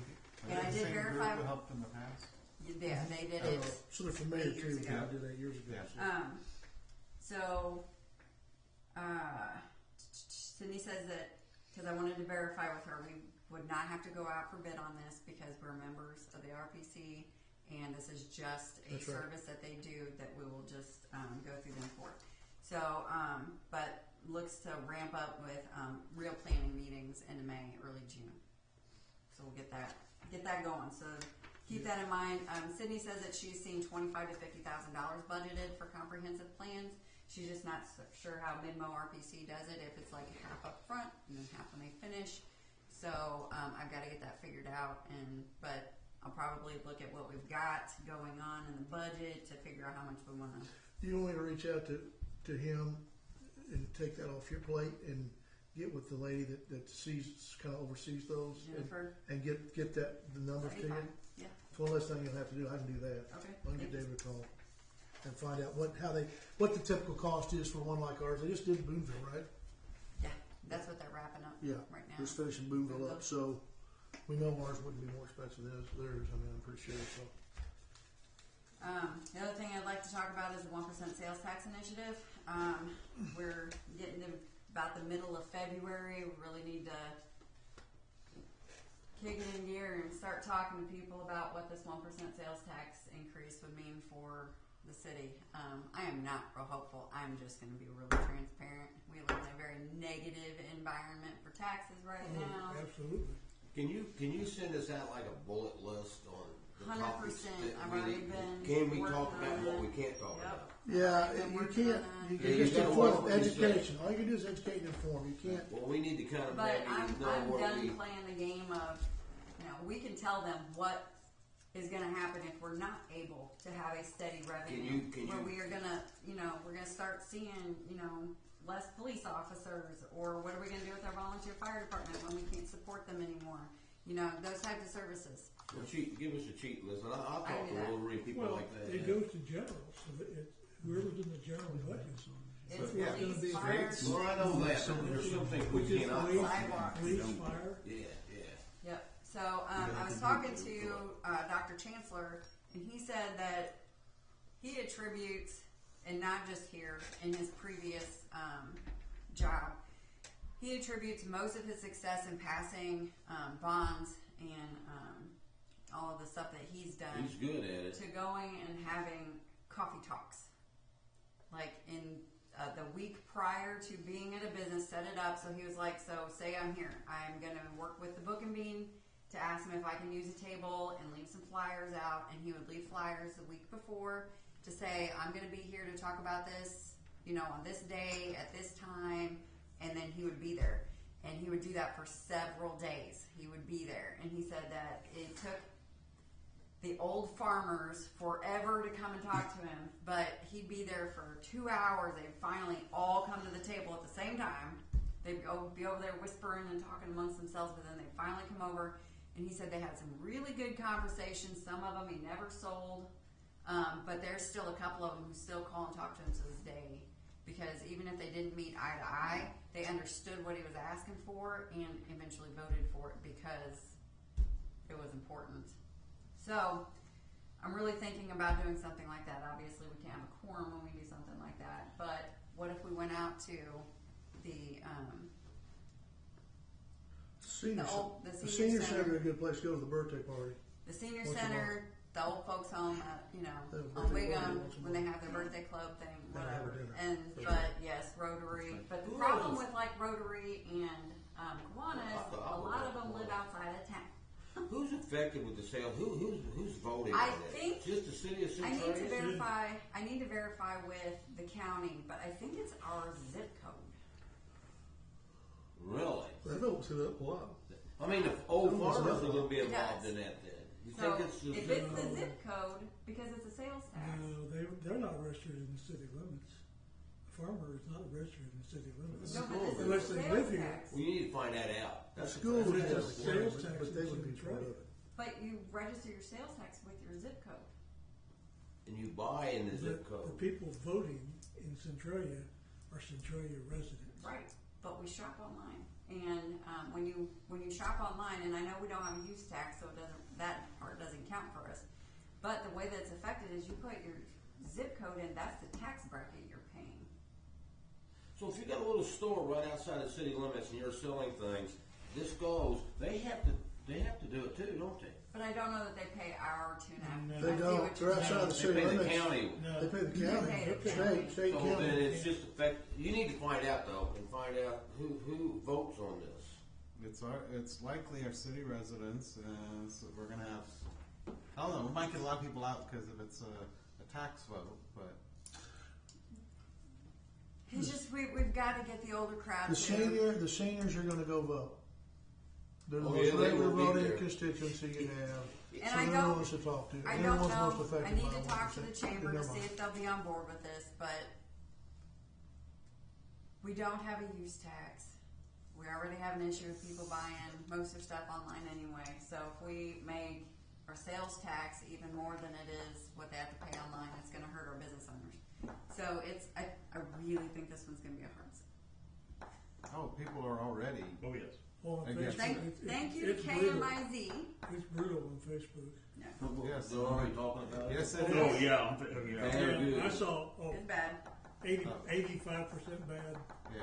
We're only doing this to give ourselves pay raises, Well, we need to. and we Yeah. mismanage money.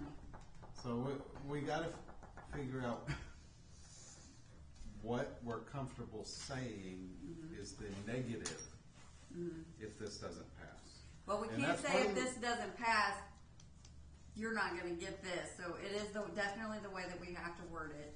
And that's We part of just the need reason to I make- bit my tongue so far is Yeah. because I'm not sure. It's so we can definitely tell them that without a steady revenue stream, the city will not be able to afford services such as police, fire, streets, And with sidewalks. rising costs Well, and not things only like this, just we us have no talking, idea the what city it's gonna employees I don't need wanna to hear be that. educated. That's what I would really like to do, get our volunteer fire departments out there. I've already talked to Harlan to see if I can't get the police department out, talking to people. So it's a hard sell with even our employees. Well, you So- get our city employees, if they can make 5 people, each one of them join in, that's a big I have to get impact. buy-in from our city employees that live in town before I can ask them. They still, they're in town a lot, and for instance, Matt Rush, when he's out and about, he could pause these things, because it affects him, I mean. Alright, well, can you get some kind Yeah. of thing what The we're shame not allowed is- to talk about, the because I don't want to shame get is- scolded. The shame is that we didn't get the use tax paid. Well, that likely wouldn't have been enough. No, but I mean, but now, over the course of You're trying to get me. Trying to get me. 6, I 7, got one 8 person hours. trying it over and over, yeah. Yeah, 3 times? 4 times. Well, this is It was on the ballot 4 times. this is going to bring in a lot more than a use tax. Yeah. use It could tax potentially double wasn't- I our. think it almost tripled it. Yeah, It was about 140,000. This is 500. Oh no, I meant if we pass this, it could potentially double what we currently bring in for our sales tax, our Yeah. 1% sales tax, because it would be 2% instead of 1%. Right. It's just I don't know how much people would change their shopping patterns based off of that. Most people won't. They're not. Not for 1%. If they're people are going to buy local, are going to buy local normally for a reason. There's certain things I will buy from Kincaid's knowing I'm paying more. But I'm trying to support Kincaid's because I don't buy a whole lot from them. So there's a couple things I will just buy from them. Those who shop out in Pringers or whatever, or shop at all the stores we have around here, will continue because it's all niche Right. type stuff. Okay. It's not like so- you're buying your electronics in town. can't buy a TV in town. You should be able to. Radio Shack. Russia, you can get them. So they still do have some Radio Shack stuff.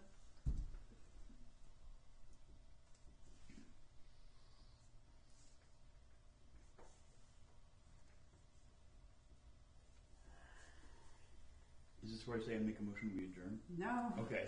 I'm sorry. This one was supposed to be short. Okay, another thing about sales tax, I am going to Jeff City on Wednesday to testify in front of the Senate committee in opposition to the bill where they're trying to eliminate sales tax on food. So, I would have been going with her. She called me 15 minutes after I left the orthopedic surgeon's office, and I'd made my appointment for Wednesday to get 6 shots in my spine. at 11:15 Wednesday, so I can't go. I went with you.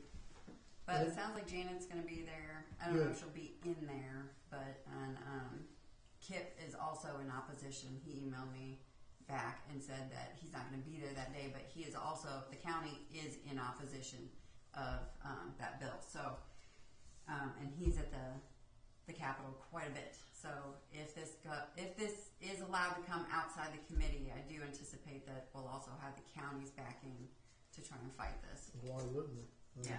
It's just, It's just when you look at this one, you're looking at no sales tax on all food. That's our restaurants. That is our grocery store. Is that still All going? food stores. oh, that's going Oh on. yeah. And it has a co-sponsor this year. It's got a co-sponsor. It probably hit the floor. And it's But it's bipartisan. not as much as the income tax reduction. They're really talking income tax reduction out. Yeah. And to do that, they're gonna have a 15 to 20% sales tax. Better be careful what you vote for there. Amen. We need the money. I mean, that sounds really good, no income tax, but man, you're gonna pay for it somewhere. You're gonna pay- Yeah. Exactly. You're gonna pay for it somewhere. I remind people that yes, our DOR fees are cheap, but we pay property tax.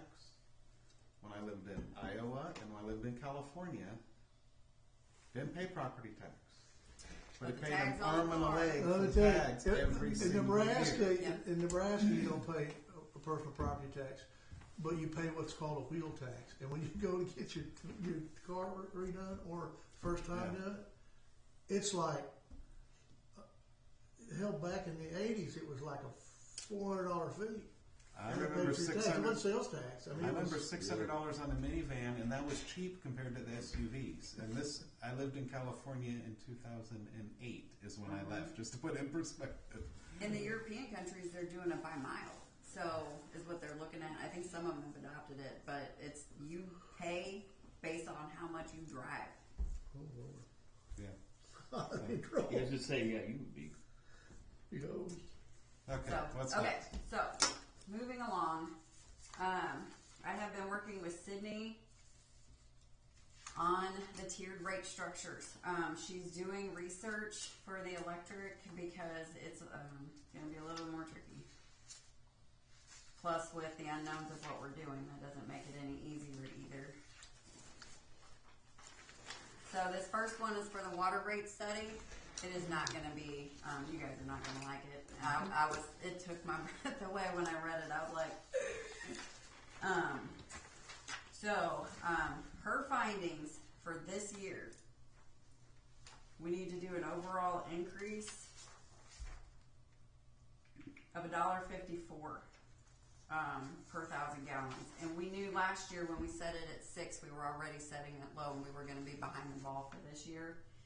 But what she is saying, that the way that we would tier it is the first 2,000 gallons would be $7.84. 2,000 to 6,000 gallons would be $9.60.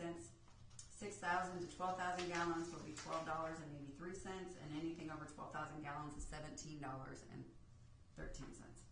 What's the average home? Do we know? I'm gonna say 6,000 and under. Yeah, I think We ours do is, have. ours is 3,000 for 2 people.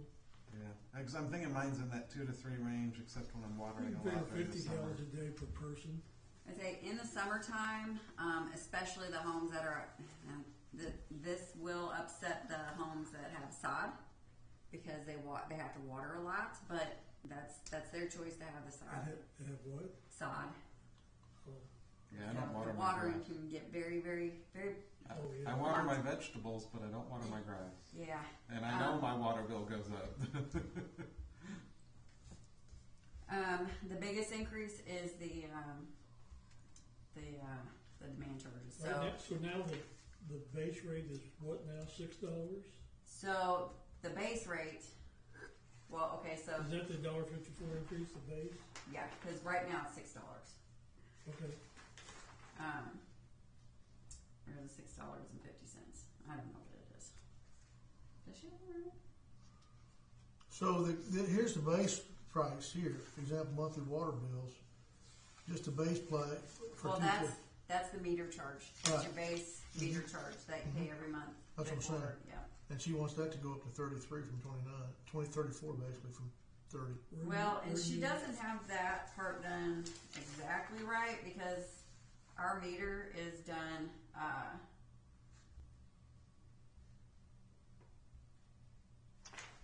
So you're saying potentially a $10 increase. Consumers are at that 6,000 there's the meter size. meter size down here. Yeah. That's 6,000. Mm-hmm.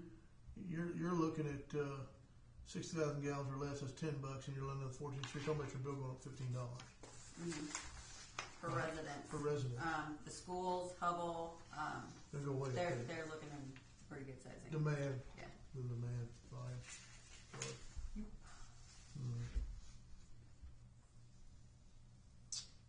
But that's what you would expect. yeah. Yeah. Yeah. Those who use more should pay a higher rate for those gallons that are over that. Because to process that water and get it to them, it's a lot more cost. Yep. Overall. So, overall, the meter sizes, it'll be a 3% across the board for the meter size. So that's what she's recommending there. And then, yeah, the $1.54 per 1,000 gallons.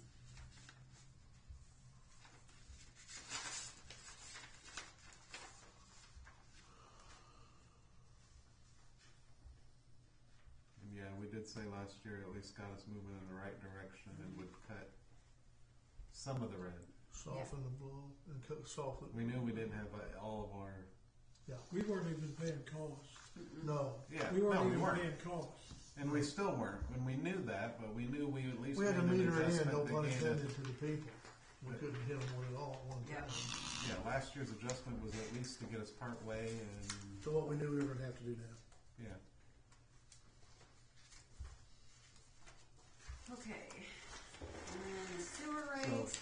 a few tweaks on this is what you're saying, but that's directionally correct. We don't have. I know, I was just looking at it wrong. But I mean, we don't have a lot to. I mean, this is what we have to do based upon it being compliance of our cost, right?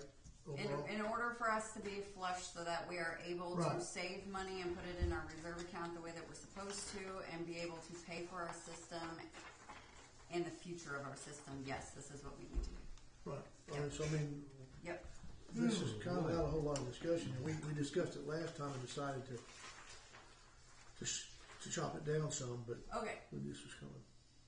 so this is not as scary as it looks. So you're used to seeing, we normally bill by 100 gallons. So what you passed last year was a change to 30 cents per 100 gallons. Sydney bases on 1,000 gallons. She wants it to match our water. Okay. So And that, that's, I like that. it's really not that much of an increase. Right.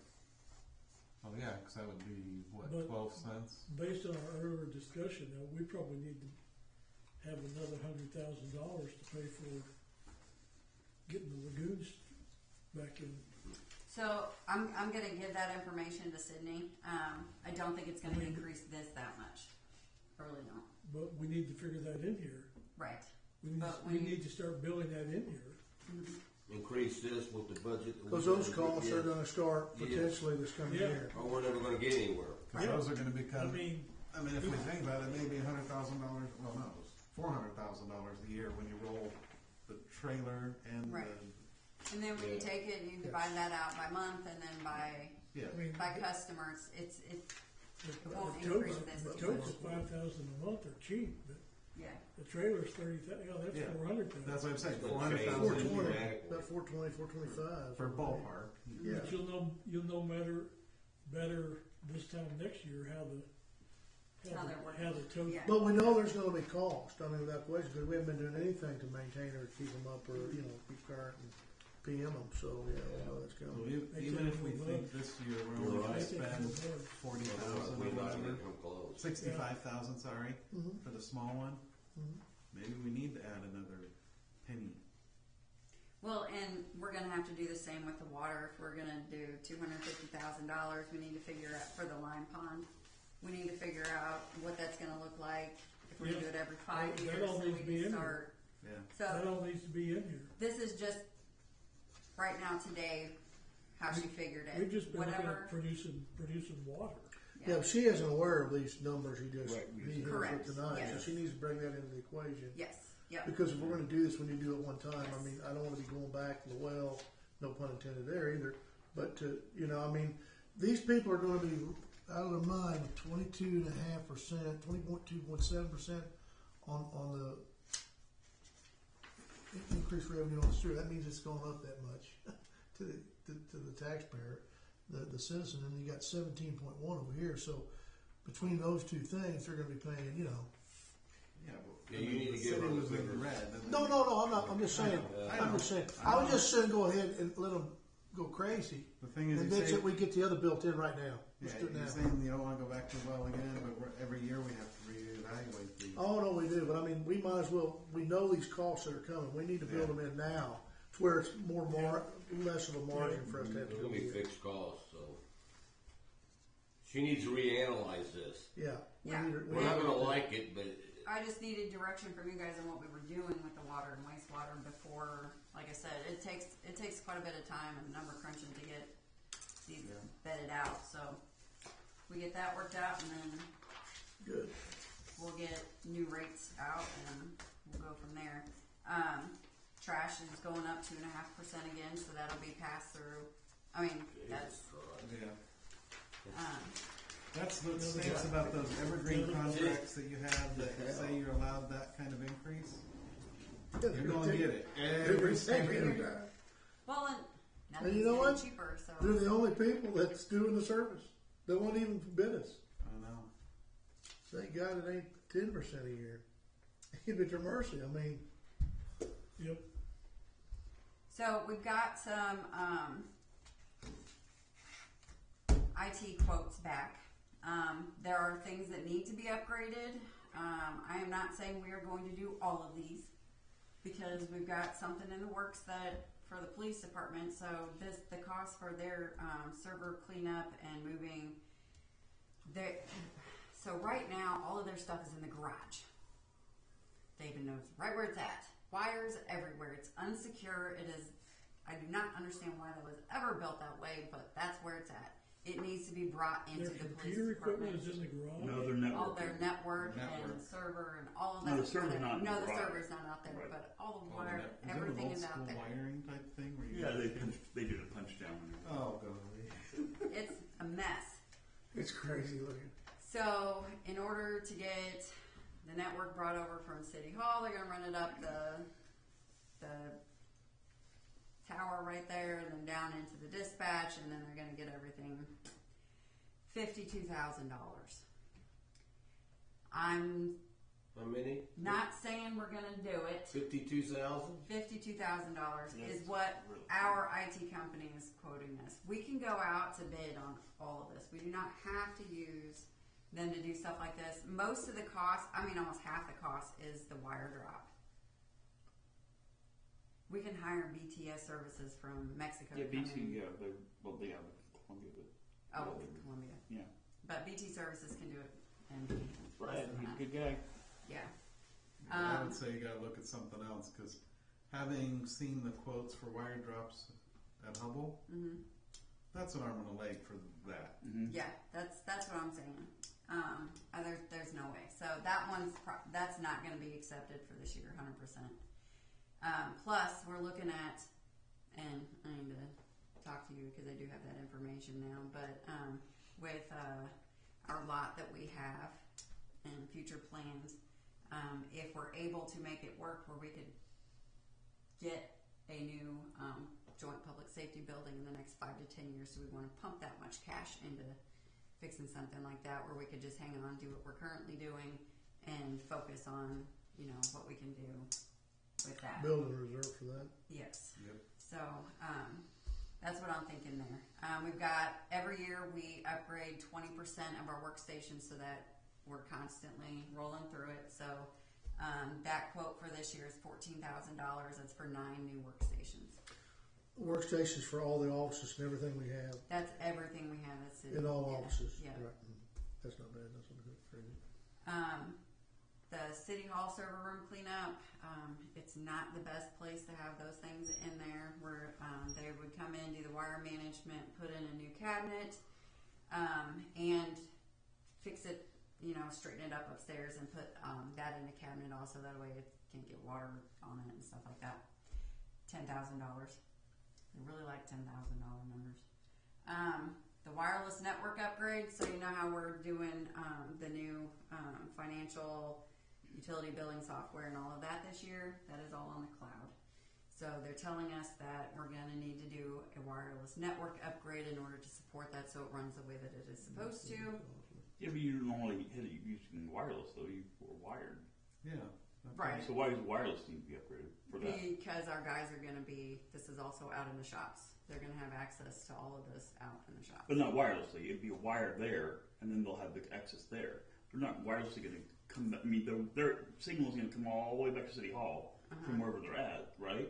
It'll be a line that's going to be from wherever they're at to here, or however they set it up. But I mean, it's not wireless though. Except from their tablets. But they're going to be in the area anyway. All I just meant is that the. I'll have to pull the quote up and I can Okay, yeah. definitely share I that didn't with want to you try to guys. argue. How much was that? 10,000. But it still seems, I don't understand why they would need wireless to be able to do the work in the cloud, especially if they're working in areas that either have Wi-Fi already for their tablets and stuff. And then I know. all of us in here, If that functions there with your phone or your iPad, it will for anything else. yeah. Well, I'm talking about like out in the Well, I understand the city. I can field. Okay. get wireless anywhere in this town on my phone. But that's through the cellular network, not through Not Wi-Fi. for wireless. So Yeah, I but mean, you have to, you have to have We don't. hotspot. Yeah, we don't You have to upgrade. have hotspot. So, but yeah, I'm saying, but that's a cellular service, not. Yeah. Right. yeah, I They mean, already that- have that, don't So I'd they? be curious if that's what they're talking about, where they could. So I'm down when it comes to this stuff. I'm definitely gonna let you guys look at all of this stuff. I'm just giving you some numbers that Sure. have been thrown out there. Yeah. Also, our phone system is completely outdated and unsupported. When was the last time we replaced it? Before I came If here, Cribs was here. yeah, he set it up, and they were, I think, going out Oh, service really? them. The lady who was working on our Wow. phone system passed away. Oh. So / actually has to go in a back doorway every time they need to change something because when the Yeah. lady died, So how much are she had all of phones? our How much are passwords. phones going to be? Because they're not cheap. So Why don't you just go to Teams I phones? need, huh? Yeah, I agree. Teams phones. Teams phones, or there's several of them like that. IP. You know, So what they quoted us as my telephones, and they did the Sourcewell. But I want to talk to her about it. So literally, I just got these numbers today. No, we're So fine. I've not been That's able okay. to do any kind of research or looking into You it. said you weren't getting stuff back. You guys It's use just gonna be Microsoft stuff Teams, and you can set up phones directly. My work phone, not kind of my work cell phone, but my work phone calls my Teams desk, and it's an outside number that people can call. there's several providers that do that. I mean, Okay, I wouldn't mind looking into something like that We will. because the Because my then you don't cell have to phone buy This is system- going to be high. It's going to be 6 figures. No, Not too bad then. $22,000. That's not as bad as I thought at all. Yeah, because then you don't have to buy hardware. Right. So it's about almost $500 per phone, but it's the service. So this is also going to. There's a dedicated fax line or something, which is supposedly way cheaper than the 2 fax lines that we have now because phone companies charge outrageous amounts for fax lines, so we won't have that cost How anymore. much facsimiles do we do? More than you think. The The police government's old department school. does more than we do it's because. still one of the few secure ways of transmitting. So the police department has to have the fax because it's more secure. Yeah. But we still fax occasionally. They also put the carbon paper in between the pages Oh, when you put it in God. the typewriter. Don't And do that's, that. that's when you want to have a duplicate made. Our efficiency's got so great. Okay, we are almost through this. So just throwing out those numbers and just letting you guys know all that. And then I'm going to show What you. was the total on all those IT things? Oh, I didn't add it up. I was just throwing out numbers. Round number added up. $1 million. There was a 50 something, a 22, a 10. We're not doing the $52,000. Because So I think from a budget standpoint, you need to figure out what's a reasonable IT investment each year, and then you can pick the projects later. But what's a reasonable? Is it $25K a year to make sure we're continuing to invest in our IT, or $110,000. not How counting not 10,000? counting the wire drop? 110. That's with the PD. Oh, so that was with the wire drop? Mhm. Yeah. So you pull that out of it. That's what I think. I don't know if we need to pick the projects that you put in the budget, but come up with what is a reasonable IT expenditure. Obviously, the PCs.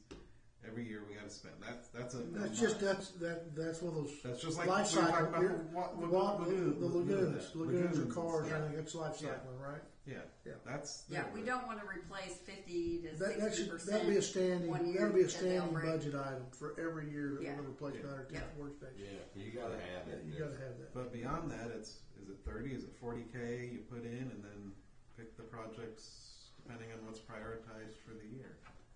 If it doesn't work, then we're in trouble because we can't perform our jobs. Well, we have our pay raises still to put in too. Well, Pay raise. this is working over here in the cabin This over side, here. no. The drop thing We'll is get crazy. pay raise. You know, $1.50. Well, and part of the reason I say the way I did is we just put a dollar figure in at this point, because you guys are going to go through and say, okay, what are the most critical, and rank them. Where did they get a blanket bill? Those Well- are the ones that the top couple get done. The others, I think it's wait, half. wait for a year. I think it's half of that number. But the 55 is ridiculous. But if we could get it done for 15, Blanket. But if we're also going to do, if there's a chance that we're going to be putting a building in and start in the next 5 years, Yeah, I understand. why spend the money to do It's a it? 20-acre blanket. Yeah. Unless it's turned critical. unless it's needed for security or whatever, Right. whatever it's mandatory we get up to code, or we're really at risk, right? But Yeah. if it's not, I don't know we do it. I mean, I said because they do CGIS audits and stuff, and they've never dinged them for it. So it's not. It's good practice, but it's not at a critical level where we're getting. if they don't get dinged, I mean, we penalized. could fix it at that point with the next budget year. But I would rather see us take that money and be focused on building for the joint communication. I mean, not joint communication, but the Joint. joint public safety. I'd say figure out a dollar figure that should go in there, and that goes in there, and could pick the projects later. See, some of that can. See, the fun part is just figuring out, okay, how much of that is, because the number can be higher based on whatever department needs something, right? Because electric and sewer can afford pretty much whatever. Yeah. But you get into the general fund and the PD and stuff, and we're like, I don't know, you can get that this year. So it's just figuring out who needs what and where the brunt of the cost is at is figuring that up. So I need to get into this quote for the workstations and see where most of them are at. If most of them are at City Hall and they can be divvied up between the different departments, because with us being water and light and all of that, then we get to Use their money. use their money. Yeah. Yeah, look at that. I would say, I don't know, why don't you focus on $50,000 and try to be better than that, but at the same time not to go over that. Yeah. What I Plug the try to number in. do I mean, is and if it's 25, it's 25 moving forward, right? I don't know. Yeah. You got to figure it out. I mean, you may come back and say, you know what, really, if we're doing that, we're thinking about what do we not want to invest in this building that we're not going to be in potentially in the future. Right? But you got to start the planning now, just like the electric. We got to go now. you just did a perfect segue. Okay. You didn't even know it. You guys line that up and I was going to ask you about that anyway. Yeah. So I'm not even talking about the energy consultant stuff right now. That's fine.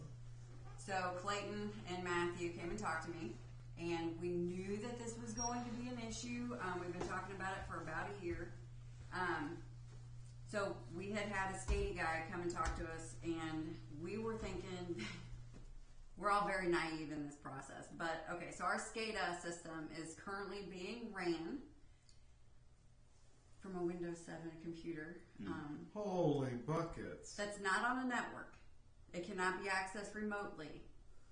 But it is not a question of if it's going to fail. It's just when. When is it going to? Yeah.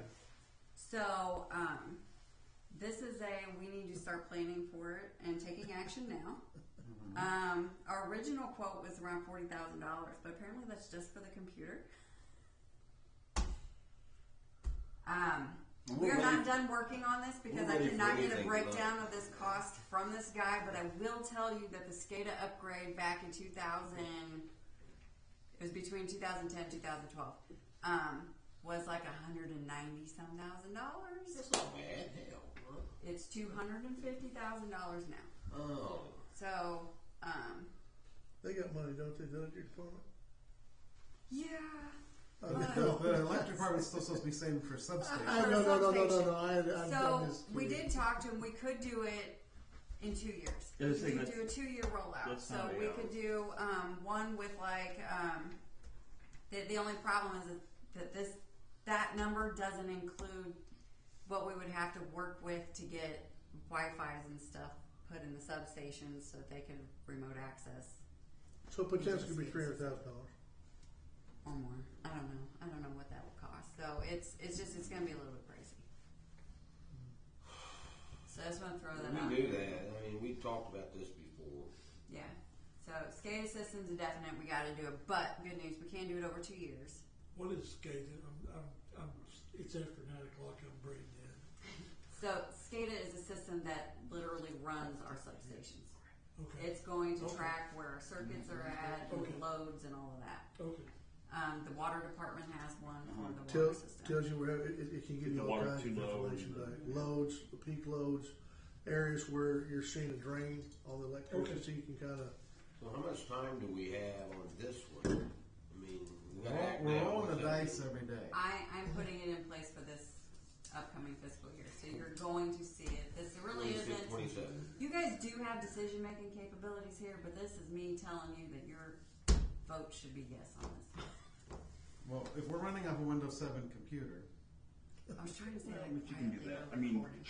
There's people who sandbox those before. I mean, it's not Yeah. end of the world. I mean, if it's not on the internet, if it's not on a network type, Mhm. you can't have the external type things because you don't have Right. any security updates, Windows updates, that Right. type of thing.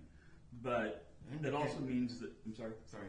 Go ahead. It also means that the hardware is It's going based to for wear Windows out. 7, embedded Yes. probably. Yeah. And so you will eventually have hard time finding hardware that will run the Yes. thing. So Yeah. you can isolate that and buy some extras of whatever it is just to set aside for a second. Hardware. Or we can plan to replace that part of it this Oh year. no, as I say, yeah. I mean, wow, good times. But that's what we're looking at in the electric department as the big cost. Well, last year they got a truck, or a boom truck, so this year they're getting about the same cost. But, It's just a computer. For a computer. computer, they got a They computer. told me all their stuff's new, too. At the last spring when we had all the kids here. I was talking to Clayton and Carlson then. Okay, and then we've already talked about the PD take on vehicles, the sludge removal, the water meters, capital road projects. This year, we're still intending to do our just regular asphalting, resurfacing of roads, but next year we're fairly certain we're going to be in a good enough place where we can actually do a road improvement project. So I've asked Matthew to get numbers together just so we can get it in the budget book for planning purposes to connect Remington to Highway 22. Yeah, that's probably one. And then in looking at our city policy, we're going to have to start doing a better job of when we make developers pay for improvements on roads, we actually do the road improvements. So I would really like to get plans in place to where we know we have money to do these road improvements in these areas. We need to plan them and get them going because they're not getting any cheaper. They're just getting more expensive to do. Yeah. It's true. So And you still got that bucket, that $170,000, because that's a phase going out Yeah. to that area, right? yeah, I'd like to talk to Chris Fink and make sure we're in communication that is something we're looking at to The continue. plan to connect that out. Yeah. But that's the first phase, because we had it engineered in phases. Yeah. Where we didn't lose the engineering was good for us to move forward. Well, we still need to get easements for No, I we're, understand that. yeah. Understand So that. that's still a process, but that's not a this year's thing. That's a next year thing. But I want to get it planned Yeah. out, and so we're looking at it, and it's Sure. in a plan. Chris, why are you carrying a road cone in your pocket?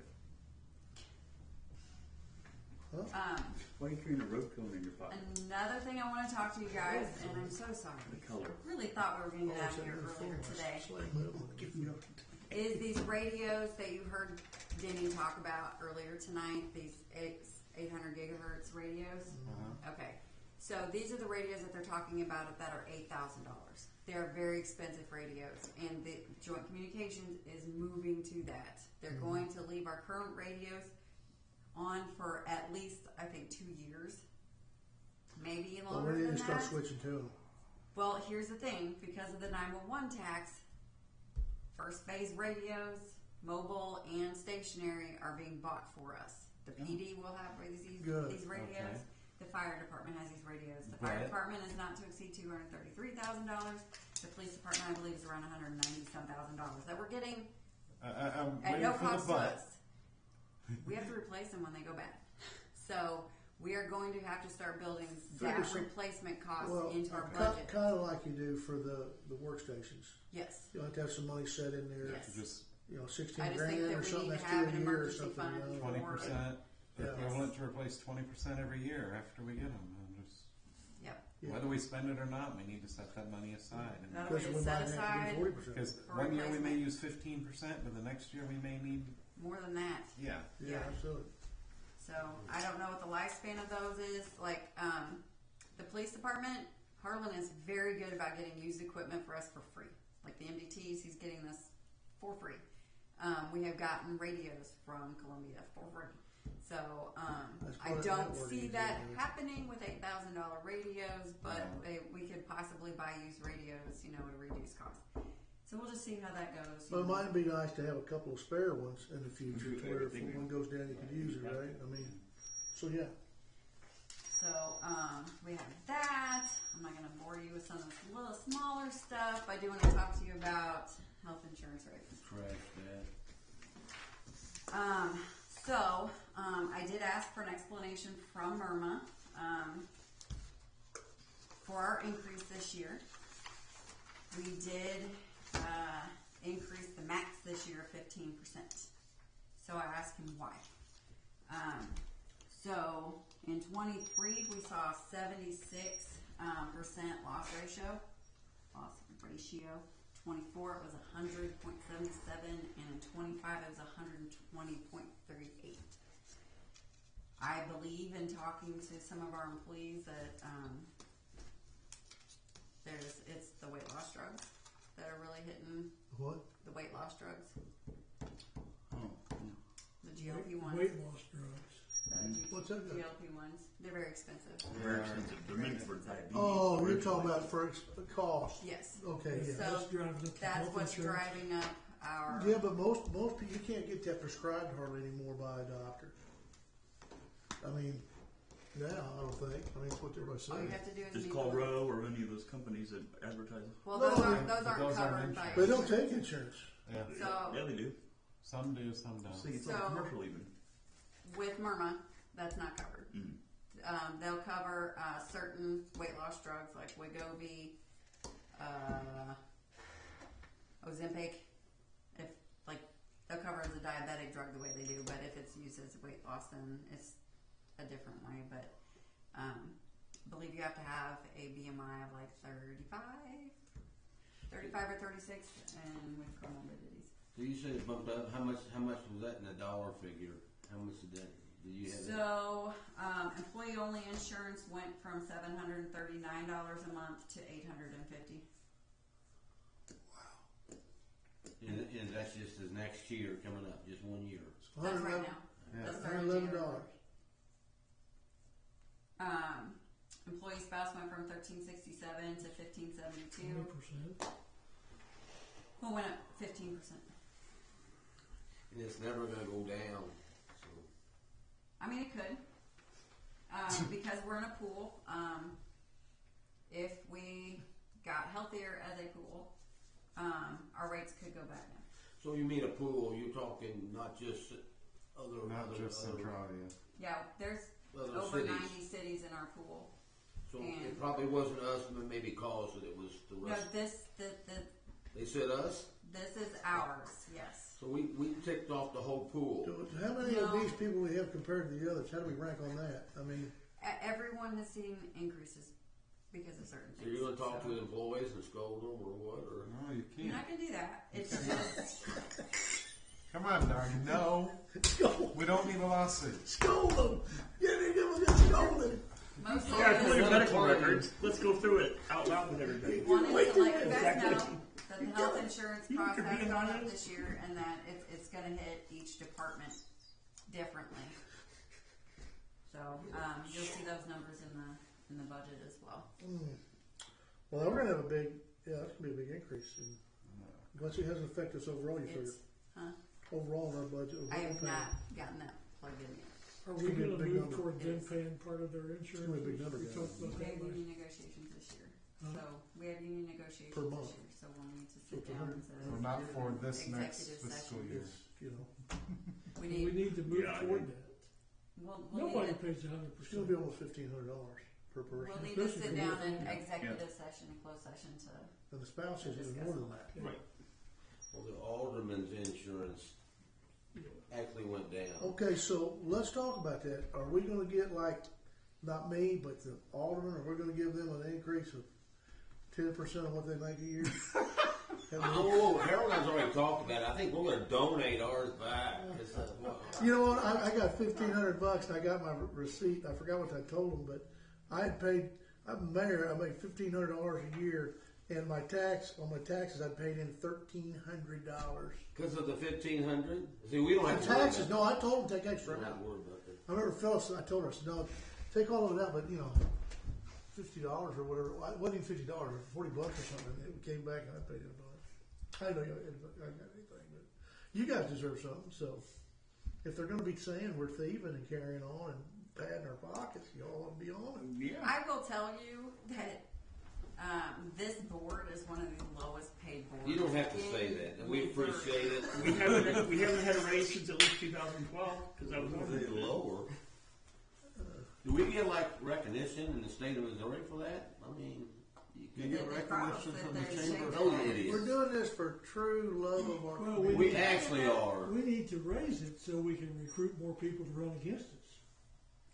I think you'd have more people run if you had. That's true. Yeah, I think you would have more people interested in serving on the board if we. yeah. Most That's people what don't we're- understand how that's what the we're workers doing. get paid. Yeah, Yeah. yeah. Because Yeah, there's they been think- people, they think- yeah. there's people who have argued with Alexis, my wife, over it, and saying, "Well, they make too much money." Who did? The aldermen, The aldermen make too much money. and then she tells them how much money we make, and they say, "Well, they should do it for free." What? Yeah, Well, because if you want to sit up here what you and need to sit tell all us at next time, 9 if till you think 9:30. my husband, the alderman's making too much money, you ought to see that fat cat Cox up there, the mayor. He's out of control. He's out of control. He makes at least $1,000. Then they go to me, bitch, and said, "No, you're wrong. I make more than that. 50% more than that. I make $1,500 a year, baby." Their eyes will roll around their head. They'll be on Facebook going Sorry, crazy. this is We're getting recorded punchy. and everything. David, he said I we think can we've make got it into through the one silly roll, Dollar point. General. Yeah. Do you need any other guidance? No, I'm not putting a number on the tree budget yet.